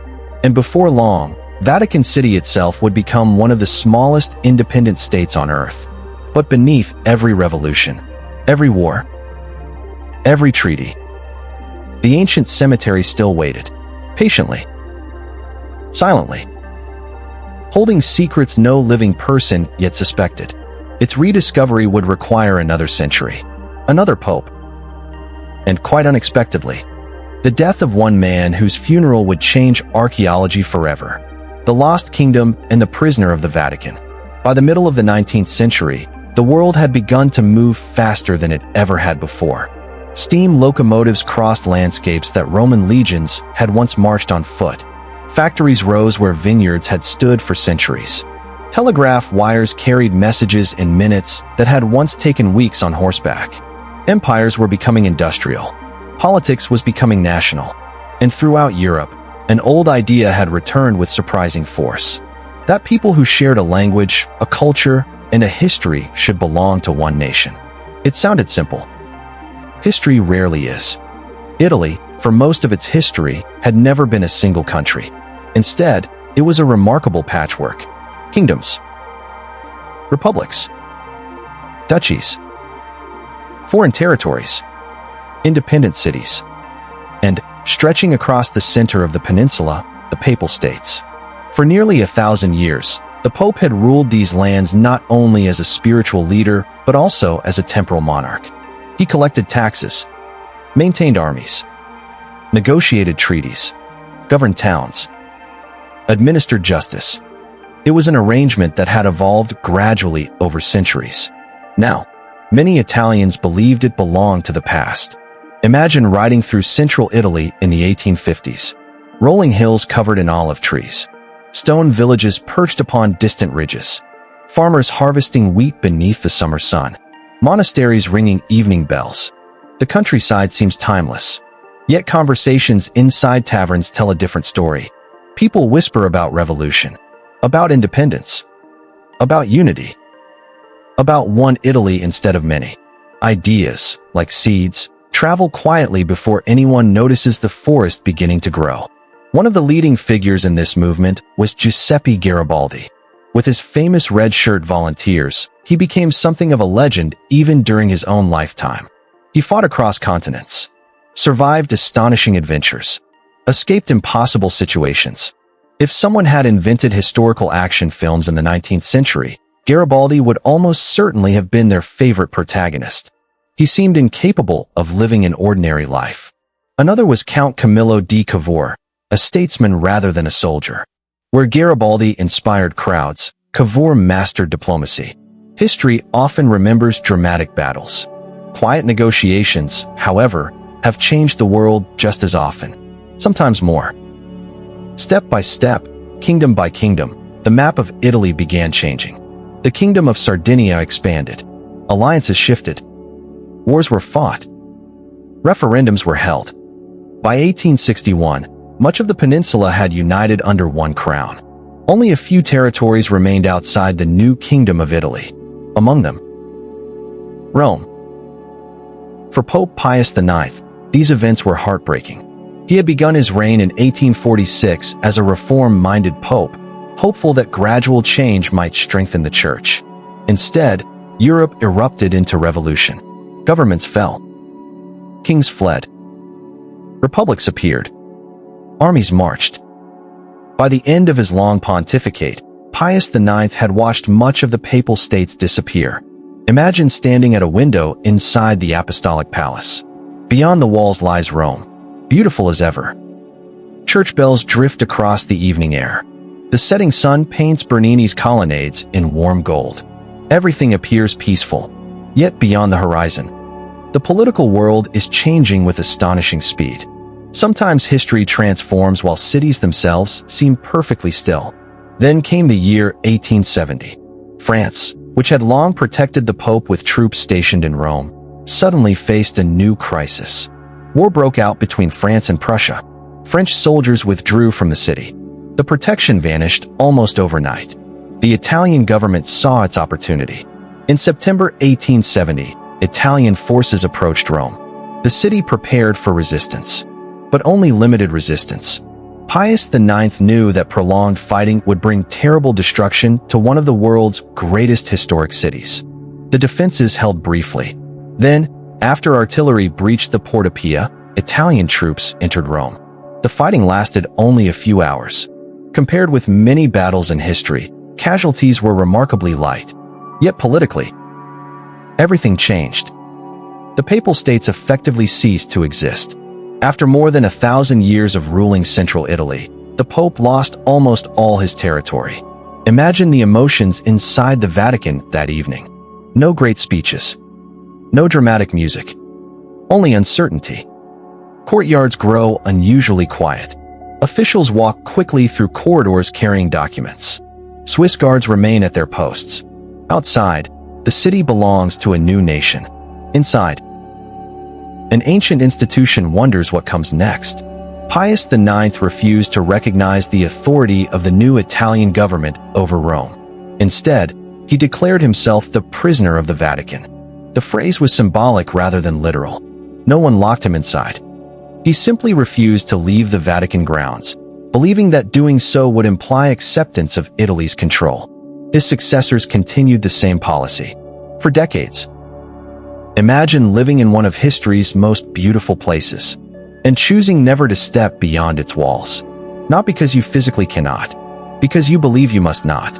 History sometimes creates prisons built entirely from principle. Outside the Vatican, life carried on. Horse-drawn carriages gradually gave way to electric trams. Streetlights illuminated Roman evenings. Cafes filled with conversation. Archaeologists began uncovering ancient ruins throughout the city. Tourists arrived in increasing numbers, armed with guidebooks rather than swords. Rome was becoming a modern capital. Inside the Vatican, time seemed almost suspended. The popes continued governing the church. Pilgrims still visited St. Peter's. Mass was celebrated every day, yet officially, relations with Italy remained unresolved. It became known as the Roman question, and questions, especially political ones, have an unfortunate habit of lasting much longer than anyone expects. Meanwhile, far below the marble floor of St. Peter's Basilica, the forgotten Roman cemetery remained perfectly still. Nearly 18 centuries had passed since the first Christians buried Peter nearby. Generations of popes had prayed above. Kings had knelt. Artists had painted. Architects had rebuilt entire basilicas. Empires had risen and vanished. Yet no one had truly explored what remained beneath the church. The ancient streets slept in darkness. Their painted walls still preserved by dry earth. Clay lamps still resting where Roman hands had left them. Time itself had become an invisible guardian. Then photography arrived. Electric lighting spread. Modern archaeology slowly developed into a careful science rather than simply enthusiastic treasure hunting. Scholars learned that every layer of soil mattered. Every broken piece of pottery. Every coin. Every inscription. Instead of digging quickly, they began digging patiently. History, they realized, was not merely hidden underground. It was arranged underground, like chapters in a book. If you tore out the pages carelessly, the story disappeared forever. At the turn of the 20th century, St. Peter's Basilica remained one of the world's greatest mysteries. Millions admired its dome. Thousands attended ceremonies beneath Bernini's bronze canopy. Pilgrims prayed before the altar every day. Yet beneath their feet lay an entire Roman neighborhood almost completely forgotten. No one suspected just how well preserved it was, or how astonishing the discoveries would become. Sometimes the greatest archaeological site on Earth is hidden beneath one of the world's most famous buildings. Then came the First World War. Europe descended into catastrophe. Empires that had ruled for centuries collapsed within a few years. Austria-Hungary disappeared. The Ottoman Empire fell apart. Millions died in muddy trenches stretching across the continent. The Vatican, stripped of political territory but still influential spiritually, attempted to promote peace. The popes issued appeals. Diplomats carried messages. Yet the guns continued firing. History, sadly, does not always listen to reason. When peace finally returned, another remarkable change approached. After nearly 60 years of political deadlock, the Roman question would finally be resolved. The Vatican would become the world's smallest independent country, not by conquest, not by revolution, but by treaty. And only a decade later, one pope's decision about where he wished to be buried would accidentally open the doorway into the hidden city beneath St. Peter's Basilica, a doorway that archaeologists had unknowingly walked over for generations. The silence underground was almost over. The tiny nation and the forgotten streets below. By the winter of 1929, Rome had entered the modern age. Automobiles rattled over streets once traveled by Roman chariots. Electric lights glowed where oil lamps had burned for centuries. Telephones carried conversations through buildings whose foundations had been laid long before anyone imagined electricity. The city had changed. And yet, every evening, as the setting sun washed St. Peter's Basilica in warm shades of amber and gold, Vatican Hill still seemed strangely untouched by time. The Great Dome remained exactly where Michelangelo had imagined it. Bernini's colonnades continued embracing every visitor. The ancient obelisk still stood patiently in the center of the square, having survived pharaohs, emperors, revolutions, and tourists attempting to photograph it from impossible angles. Some things simply refused to become ordinary. For nearly 60 years, however, one question had remained unresolved. Who actually owned the Vatican? The Pope considered himself the rightful sovereign. The Kingdom of Italy claimed Rome as its capital. Neither side wished to surrender. Neither side wished to fight. Instead, they disagreed. For decades. Politely. Firmly. Rather like neighbors arguing over a garden fence for an entire generation. Finally, in February 1929, representatives of Pope Pius XI and the Italian government signed what became known as the Lateran Treaty. The agreement changed history. Italy recognized Vatican City as an independent sovereign state.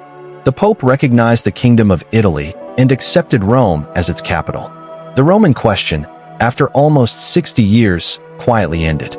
No armies marched. No cities burned. No great battle decided the matter. Just signatures. Pens, it turns out, occasionally accomplish what swords cannot. Imagine standing inside St. Peter's Square that day. Church bells ring joyfully across the city. Pilgrims gather beneath Bernini's columns. Swiss guards stand proudly in colorful uniforms. Flags flutter gently in the February breeze. Around them stretches an entire independent nation. Tiny. Barely 44 hectares. Less than half a square kilometer. Smaller than many public parks. Yet home to one of the most influential religious institutions in human history. Size, history repeatedly reminds us, is not always the same thing as significance. Life inside Vatican City settled into a remarkably unique rhythm. There were no factories. No sprawling suburbs. No countryside. Only churches. Gardens. Libraries. Museums. Administrative buildings. And the Basilica. The population numbered only a few hundred permanent residents. Priests. Nuns. Swiss guards.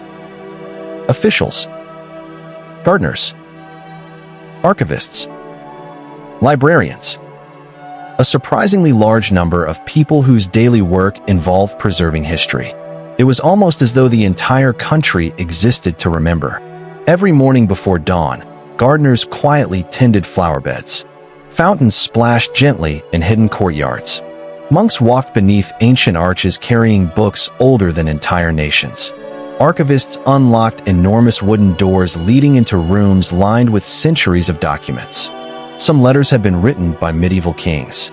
Others carried wax seals pressed by Renaissance popes.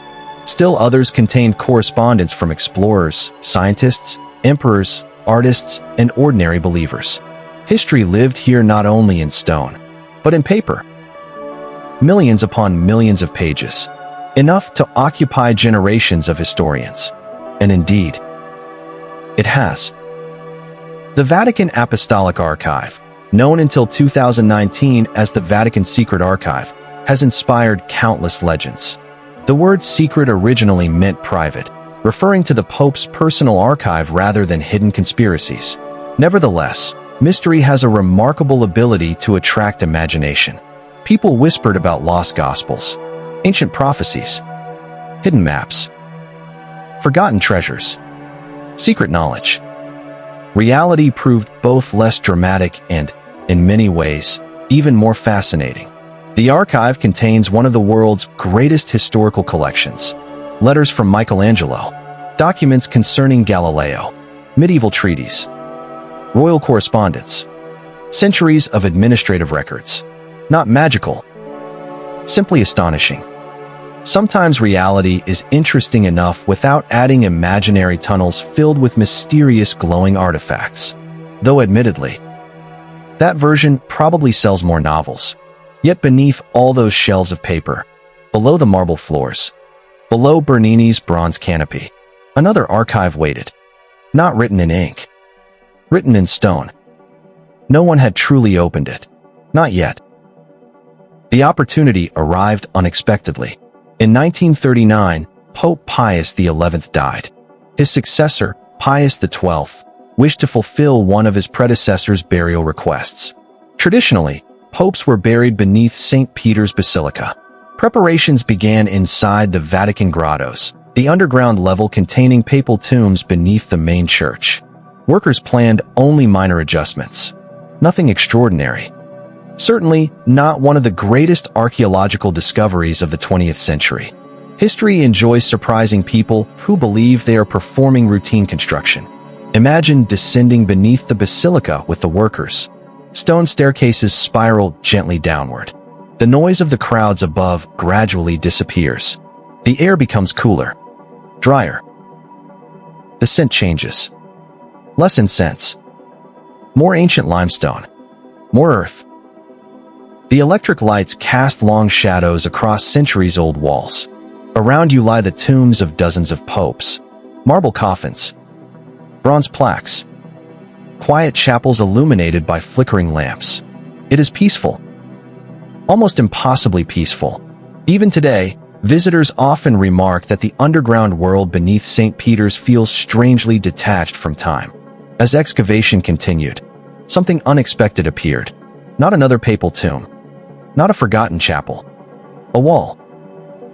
Older than anything around it. Workers carefully removed more earth. Another wall emerged. Then another.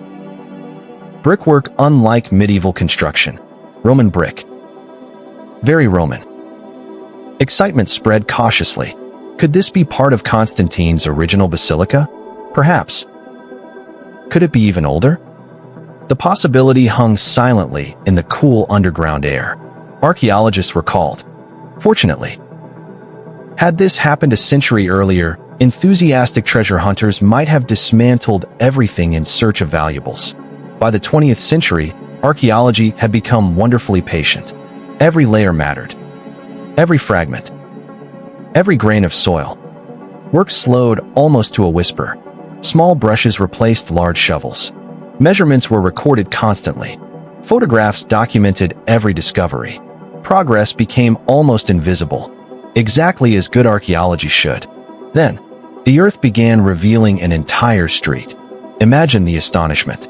Not simply isolated tombs. An actual Roman road. Paved. Running between rows of burial buildings. Doorways. Brick facades. Decorated interiors. Family mausoleums. Painted walls. Stone inscriptions. It was as though an entire neighborhood had been waiting quietly beneath the world's most famous church. Because, in truth, it had. Picture walking that ancient road. The ceiling overhead is low because the basilica now rests above you. Electric lamps illuminate walls untouched by daylight for nearly 16 centuries. Some tombs remain richly decorated. Others have partially collapsed. Latin inscriptions still name the families buried within. Painted birds perch among faded vines. Fragments of mosaic shimmer softly beneath the light. It is haunting. Not frightening. Simply still. The silence feels ancient. Even your footsteps seem reluctant to disturb it. The archaeologists soon realized they had uncovered the ancient Vatican Necropolis, the cemetery that had once stood beside Nero's circus, the burial ground that early Christians believed contained Peter's grave. For centuries, scholars had spoken of it. Now, they were standing inside it. Imagine brushing dust from a brick last touched by Roman hands around 1800 years earlier. History suddenly becomes very personal, very quiet, very real. The excavation proved enormously difficult. Workers could not simply dig freely. Above them rested St. Peter's Basilica, one of the greatest buildings on Earth. Every movement required extraordinary care. Engineers monitored stability constantly. Archaeologists advanced centimeter by centimeter. Patience became the most important tool on the site. Sometimes they spend entire days documenting only a few feet of progress. History does not reward haste. As the excavations moved closer to the area beneath the high altar, expectation grew. Tradition had always claimed Peter rested somewhere nearby. Could archaeology confirm it? Could 2,000 years of memory truly point to one precise place? Or would the evidence prove more complicated? The answer, when it came, would be both thrilling and wonderfully mysterious. Because beneath one simple red wall, covered in ancient graffiti, archaeologists would find clues that continue to inspire debate even today. And among those clues, a handful of bones would become one of the most discussed discoveries in Christian archaeology. The red wall, the graffiti, and the bones of a fisherman. If you were to descend today into the Vatican Necropolis, you would quickly notice something curious. It does not feel like an archaeological excavation. It feels like a forgotten neighborhood. The narrow Roman street stretches quietly into the distance. Brick tombs stand shoulder to shoulder. Small doorways open into family mausoleums where painted ceilings still survive after nearly 2,000 years. There are no dramatic piles of treasure. No glittering golden crowns waiting beneath dusty cloth. History is usually less theatrical than adventure films. Instead, there are walls, bricks, fragments of plaster, simple inscriptions scratched by ordinary people, and somehow, that simplicity makes the place even more extraordinary. Because these streets once belonged to real families. People who laughed, argued, worked, raised children, mourned parents, celebrated weddings, then quietly disappeared into history. The archaeologists working beneath St. Peter's Basilica during the 1940s understood something remarkable. Every layer of earth they removed carried them backward through time. Above them stood Michelangelo's dome. Below that lay the Renaissance foundations. Then Constantine's 4th century Basilica. Then, finally, the Roman cemetery itself. It was as though they were reading history one page at a time. Only the pages happened to be made of stone. The excavation proceeded with extraordinary caution. Imagine the silence underground. The sound of tiny brushes sweeping dust from ancient bricks. Pencils scratching notes into field journals. Camera shutters clicking softly.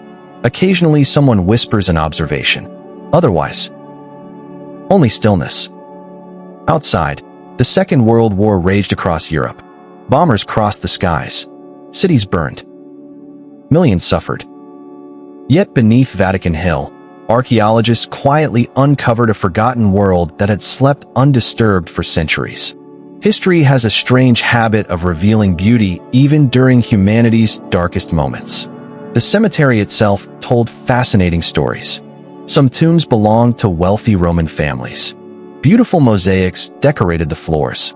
Marble statues once stood in elegant niches. Colorful frescoes covered the walls. Others were much simpler. Plain brick. Simple inscriptions. A few pottery vessels. Death, even in ancient Rome, reflected the inequalities of life. Many of the tombs contained pagan imagery. Scenes from Greek mythology. Figures of Hercules. Images of Bacchus, the sun god. Sea creatures. Garlands of flowers. Others showed signs of changing beliefs. Christian symbols appeared quietly among older traditions. A fish carved discreetly into stone. A shepherd carrying a lamb. A vine representing eternal life. The transition from pagan Rome to Christian Rome had not happened overnight. It unfolded gradually. One family. One generation. One grave at a time. As the excavation moved closer toward the center of the ancient cemetery, something unusual emerged. One particular area appeared different. The ordinary rows of tombs seemed interrupted. There stood a modest structure built against a reddish plaster wall. Nothing especially grand. No magnificent temple. No marble monument worthy of an emperor. Just a small memorial. Curiously placed. Curiously important. The archaeologists named it simply the Red Wall. The wall itself probably dated to the late 1st or early 2nd century. Its reddish plaster gave it its modern nickname. Beside it stood another curious feature. a short marble-lined structure that scholars eventually associated with the ancient description left by a Christian writer named Gaius around the year AD 200. Nearly 18 centuries earlier, Gaius had written that if someone visited Vatican Hill, they could see the trophy of Peter. Now, perhaps, the archaeologists had found it. Imagine standing there. The electric lamps cast soft yellow light across ancient brick. Dust settles slowly through perfectly still air. The red wall rises quietly before you. Nothing about it appears spectacular. Yet everyone present understands that this little corner of the cemetery may represent one of the most important places in Christian history. Expectation hangs almost visibly in the room. Sometimes history whispers. It never needs to shout. Then someone notices the writing. Not elegant inscriptions. Not official monuments. Graffiti.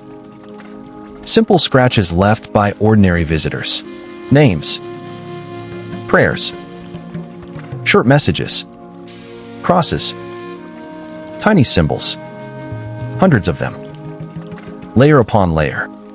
Generation after generation. People had come here. They had touched these walls. Left prayers. Remembered someone. Hope itself had become visible in scratched stone. One inscription attracted particular attention. It appeared to read, "Peter is here." The exact interpretation remains debated. Ancient graffiti are notoriously difficult to decipher. Letters overlap. Stone breaks. Meanings shift. Scholars continue discussing individual readings even today.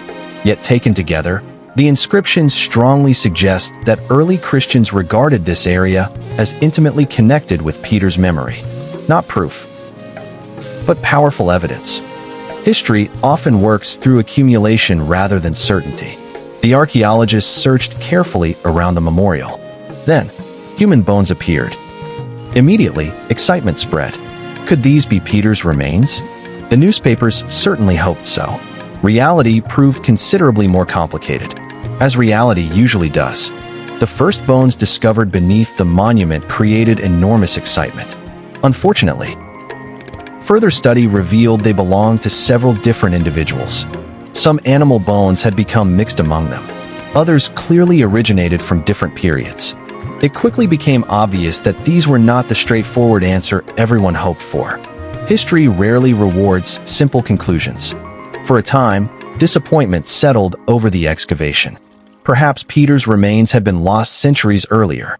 Perhaps they had never rested precisely here. Perhaps tradition had been mistaken. Archaeology often raises more questions than answers. And good archaeologists accept uncertainty more comfortably than certainty. Yet the story was not over. Not even close. One remarkable woman refused to let the mystery end there. Her name was Margherita Guarducci. She was an Italian epigrapher, a specialist in ancient inscriptions. Patient. Meticulous. Persistent.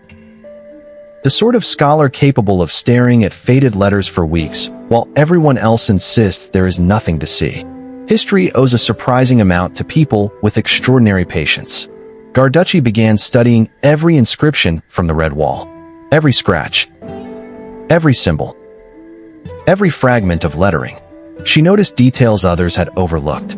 Then, she asked an important question. If Peter's remains had once rested here, might they have been moved? The excavation records mentioned something curious. Years earlier, workers had found another collection of bones. Not beneath the monument itself, but inside a small marble-lined niche within the red wall. Oddly, they had attracted little attention at the time. The bones had simply been stored away, almost forgotten. History occasionally hides discoveries inside filing cabinets.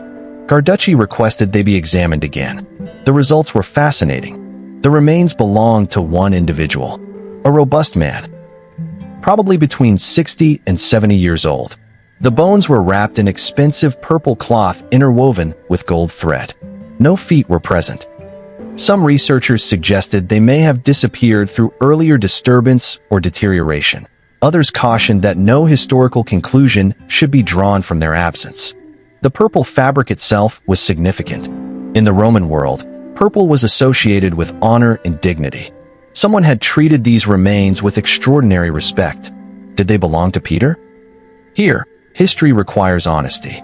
No scientific method can identify them with absolute certainty. There is no surviving DNA from Peter for comparison.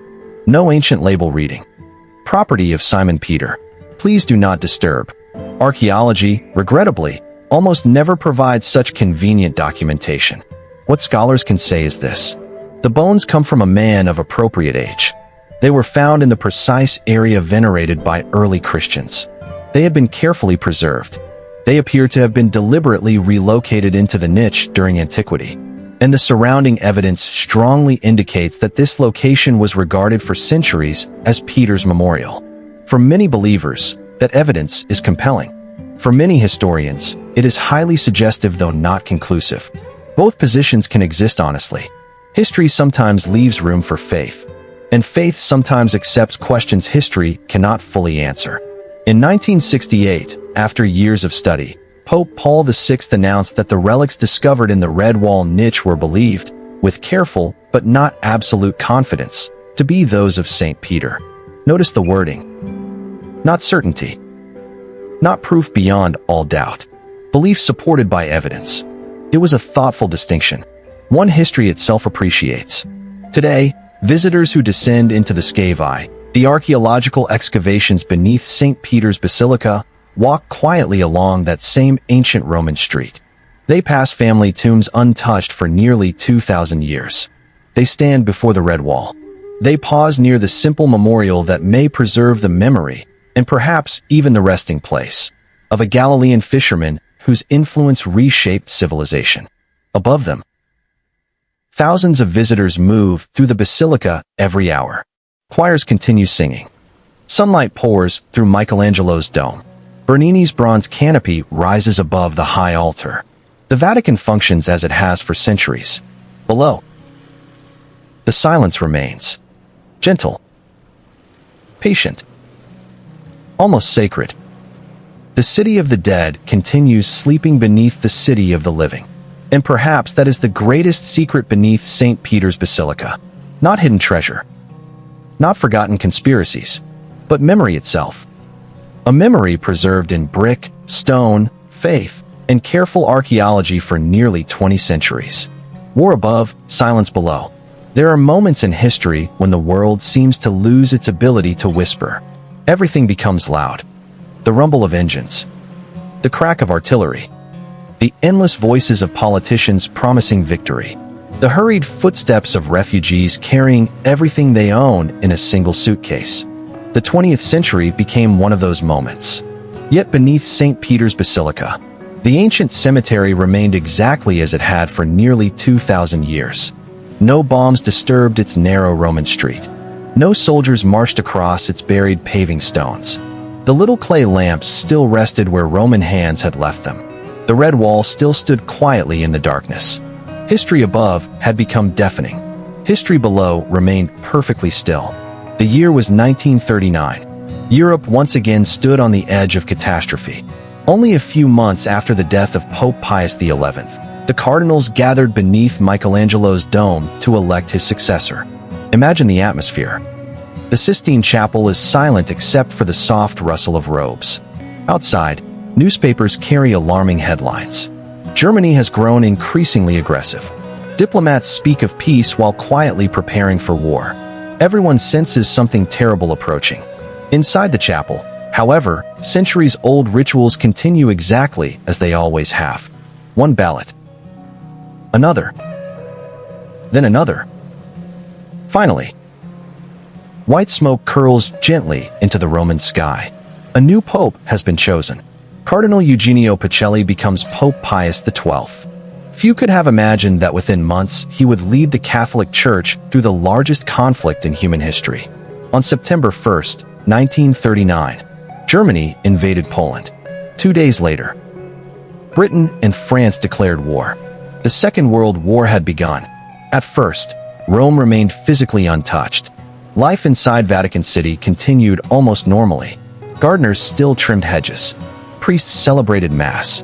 Archivists carefully organized ancient documents. The Swiss Guard quietly changed shifts. Pilgrims still visited Peter's tomb. Yet the world surrounding the tiny state had become increasingly dangerous. Imagine standing atop the dome of St. Peter's on a clear evening. From there, Rome stretches in every direction.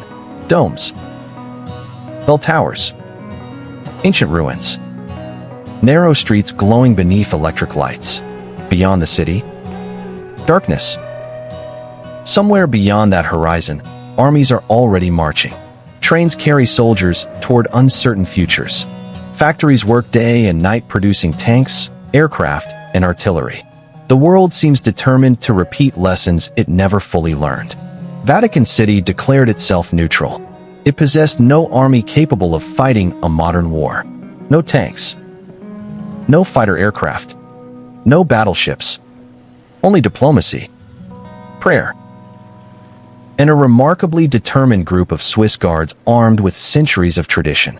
The Pontifical Swiss Guard had protected popes since 1506. Their colorful uniforms often cause modern visitors to smile. Bright blue, deep red, golden yellow. They appear almost theatrical, as though someone accidentally dressed Renaissance soldiers for a festival. Yet appearances can be wonderfully deceptive. The Swiss Guard remains a genuine military corps. Its members undergo rigorous training. Every guard must be a practicing Catholic, a Swiss citizen, and have completed military service in Switzerland before joining. Tradition lives here not as a museum exhibit, but as daily routine. Their most famous moment had occurred centuries earlier. During the sack of Rome in 1527, imperial troops stormed the city. Nearly the entire Swiss Guard died defending Pope Clement VII while he escaped through the Passetto di Borgo, a fortified elevated passage connecting the Vatican with Castel Sant'Angelo. Imagine that desperate morning. Church bells ring frantically. Smoke rises above Rome. Soldiers flood through narrow streets. The guards know they cannot win. They fight anyway. History remembers victories. Character often reveals itself in defeats. Every new Swiss Guard still takes the oath on May 6th, commemorating that sacrifice. During World War II, however, their greatest weapon became vigilance. They guarded entrances, checked visitors, protected the Pope. Life inside Vatican City continued according to careful routine despite the uncertainty beyond its walls. Pope Pius XII remains one of history's most debated figures. Some historians argue that he worked quietly behind the scenes to save lives, using Vatican diplomacy, monasteries, convents, and church institutions to shelter thousands of Jews and other refugees. Others contend that he should have spoken more publicly and more forcefully against Nazi persecution. The historical evidence is extensive, complex, and still actively studied. Recently opened Vatican archives have provided scholars with additional material, but debates continue. History rarely offers simple heroes or villains. Instead, it offers human beings navigating impossible circumstances. One thing is beyond dispute. Thousands sought refuge in religious buildings throughout Rome during the German occupation. Convents opened hidden rooms. Monasteries concealed families. Church basements became temporary shelters. Within Vatican walls themselves, refugees also found protection. Imagine one quiet evening in 1944. Outside, German patrols move cautiously through darkened streets. Curfews silence the city. Inside an old monastery, a family whispers softly around a single candle. Children have learned not to cry loudly. Every unexpected knock causes hearts to race. Fear becomes an ordinary companion. Yet kindness quietly survives. History often remembers generals. Civilization survives because ordinary people choose compassion. On June 4, 1944, Allied troops entered Rome.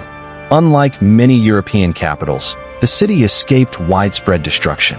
St. Peter's Basilica still stood. Bernini's square remained untouched. Michelangelo's dome continued watching over Rome exactly as it had for centuries. The ancient cemetery beneath noticed nothing at all. Stone rarely concerns itself with politics. After the war, pilgrims returned in even greater numbers. Europe longed for healing. Families searched for hope. Many journeys ended beneath the Great Dome. Some visitors came to give thanks. Others came simply because after so much destruction, they wished to stand somewhere that had survived. Old buildings possess extraordinary emotional power after wars. They remind us that not everything disappears. Meanwhile, beneath the Basilica, archaeologists continued their painstaking work. The discoveries made during the wartime excavations slowly became known throughout the world. Photographs of the Roman necropolis fascinated historians. The possibility that Peter's grave had truly been located captured imaginations everywhere. The Vatican faced a new challenge. How could such a fragile archaeological site be preserved? Thousands wished to visit. Yet unlimited access would quickly destroy what centuries of burial had protected. The solution required remarkable care. Today, entry into the Scavi, the Vatican necropolis, remains tightly controlled. Only small guided groups descend each day. The temperature, humidity, carbon dioxide levels, everything is carefully monitored. Imagine descending those narrow stairs. The noise of the basilica gradually fades. Each step carries you backward through history. The air cools noticeably. Ancient brick replaces polished marble. Modern Rome disappears. The first glimpse of the Roman street feels almost unreal. It is not a reconstruction, not a museum display. It is the actual street where Roman mourners once walked nearly 2,000 years ago. The silence feels different there, heavier, older. As though time itself has slowed, visitors often expect hidden treasure, secret chambers, golden relics. Instead, they discover something far more moving. Ordinary lives, family tombs, simple inscriptions, clay lamps, fragments of memory preserved because later builders unknowingly protected them beneath millions of kilograms of stone. Sometimes history's greatest treasures are not objects at all. They are stories. Above ground, Vatican City entered the modern era. Radio broadcasts connected the Pope with believers across continents. Television carried papal ceremonies into living rooms. Eventually, the internet arrived. Imagine explaining that to Constantine. The Bishop of Rome now speaks instantly to millions of people through invisible signals traveling around the earth. He might reasonably ask whether you had been spending too much time with the incense. Yet history keeps surprising us. The tiny nation adapted carefully. Solar panels appeared on Vatican buildings. Scientific observatories continued studying the stars. Libraries digitized priceless manuscripts. The Vatican museums welcomed millions of visitors every year. Yet despite every technological change, the heart of the city remained exactly where it had always been. Above Peter, above the ancient cemetery, above the quiet hill where vines once grew before anyone imagined that this overlooked corner of Rome would become the spiritual center of a global faith. Soon, our journey will come to its end. One final descent remains, not into another hidden chamber, but into reflection itself. For after 2,000 years of emperors, pilgrims, artists, wars, archaeologists, and whispered prayers, the greatest secret beneath St. Peter's Basilica may not be found in bones or bricks at all. It may be found in the remarkable conversation between memory and time. Beneath the dome, beneath the stars. It is very late now. The crowds have gone. The tour groups have disappeared into the Roman evening. The cafes around St. Peter's Square have stacked their chairs.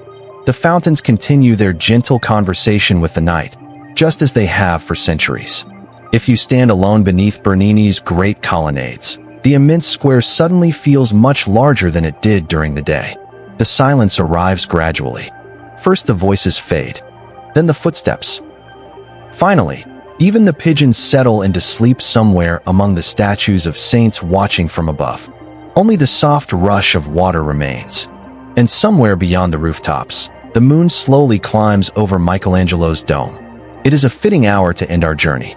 We began nearly 2,000 years ago. On a lonely hillside outside Imperial Rome, there was no basilica, no Vatican City, no marble square, no Swiss Guard, no museums. Only an ordinary cemetery beside an ordinary circus built for extraordinary cruelty. Somewhere nearby, according to ancient Christian tradition, an aging fisherman named Simon Peter met his death during Nero's persecution. He owned no palace. He commanded no army. He left behind no kingdom carved into maps.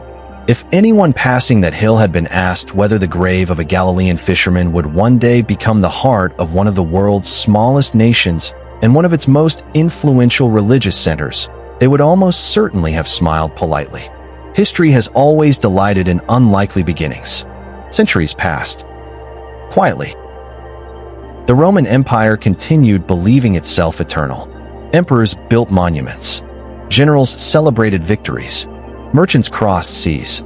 Children were born, grew old, and disappeared into memory. Then the empire itself slowly changed. The religion once hunted by emperors became the religion of emperors. Constantine ordered an enormous church built over the hill.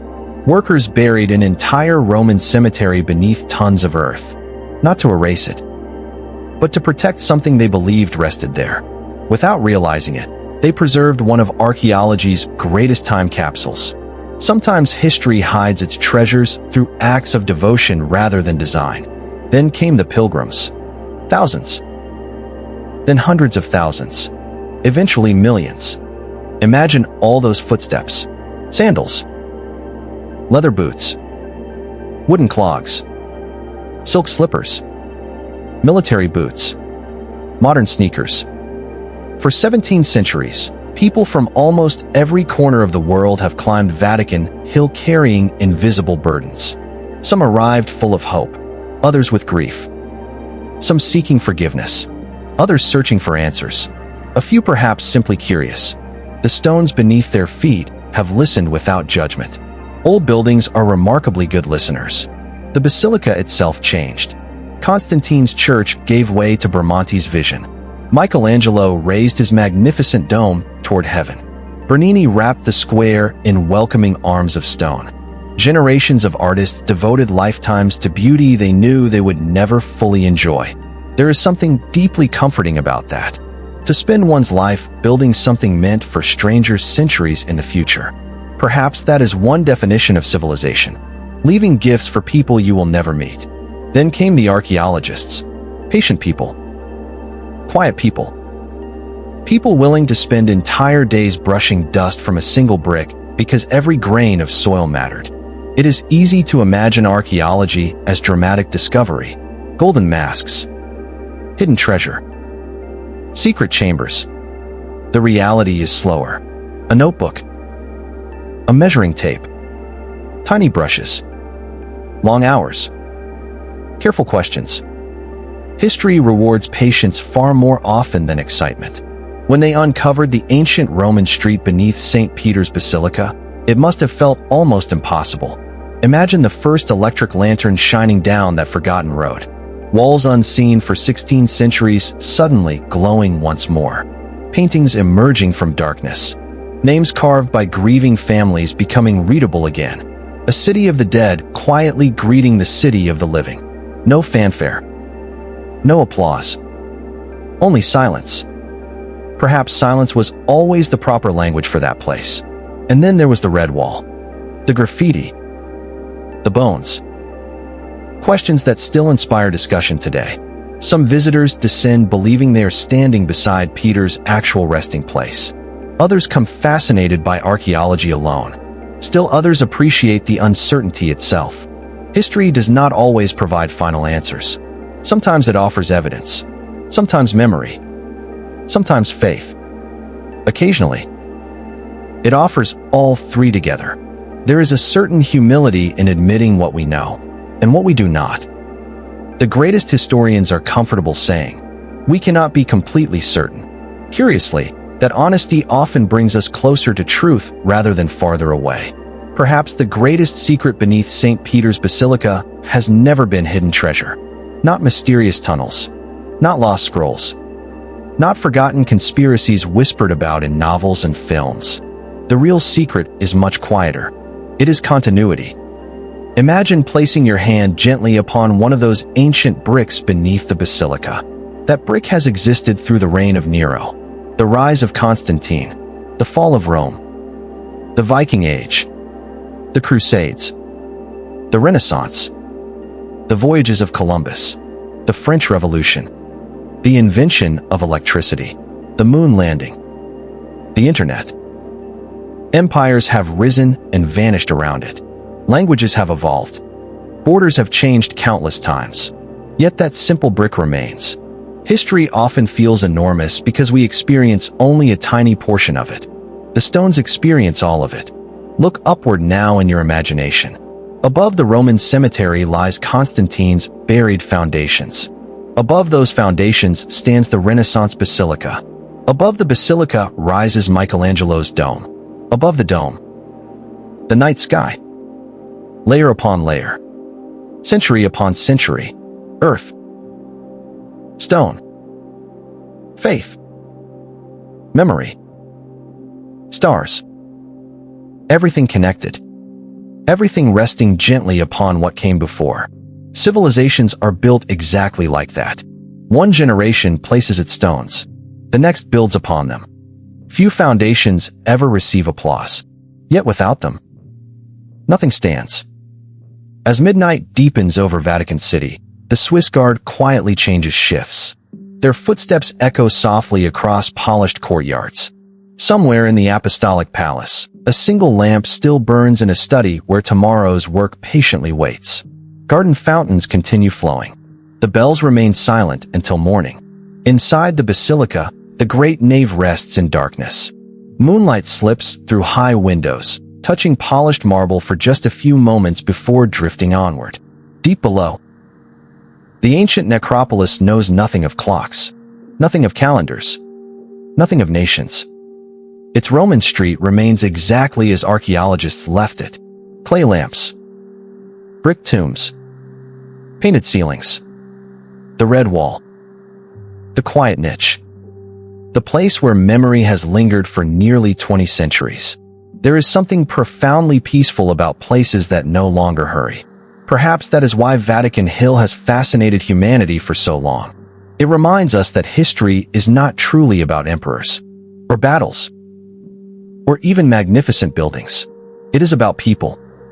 A fisherman, a grieving family decorating a small tomb, a medieval pilgrim walking barefoot across Europe, a Renaissance sculptor patiently carving marble until it seems to breathe, an archaeologist kneeling in silence beside an ancient wall, a Swiss guard standing watch through another quiet night. Ordinary lives. Extraordinary continuity. Long after we are gone, others will walk through St. Peter's Square. They will pause beneath the dome. They will descend into the Scavi. They will wonder about Peter, about Constantine, about Michelangelo, about the countless unnamed workers who carried stones beneath the Roman sun. Perhaps they will wonder about us as well. The people who looked backward with curiosity rather than indifference, who believed old stories were worth preserving, who understood that history is less about escaping the present and more about recognizing that we belong to something far older than ourselves. Now the bells begin. Not loudly. Just one. Then another. The first quiet notes announcing a new morning over Rome. Birds awaken among the rooftops. The eastern horizon softens from black to deep blue. Soon gardeners will open the gates. Pilgrims will once again cross Bernini Square. The basilica doors will welcome another day of visitors from every corner of the world. Life continues. It always has. It always will.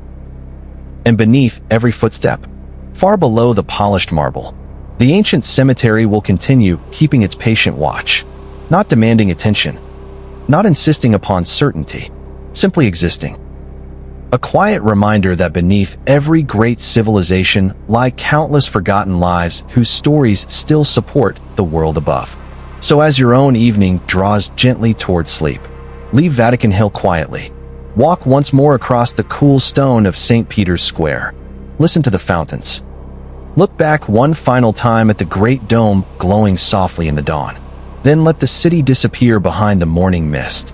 Carry with you not only the memory of emperors, popes, artists, and archaeologists, but also the comforting thought that history never truly vanishes. It simply settles into the earth, waiting patiently for someone, centuries later, to pause, to listen, and to remember. Good night. Sleep well.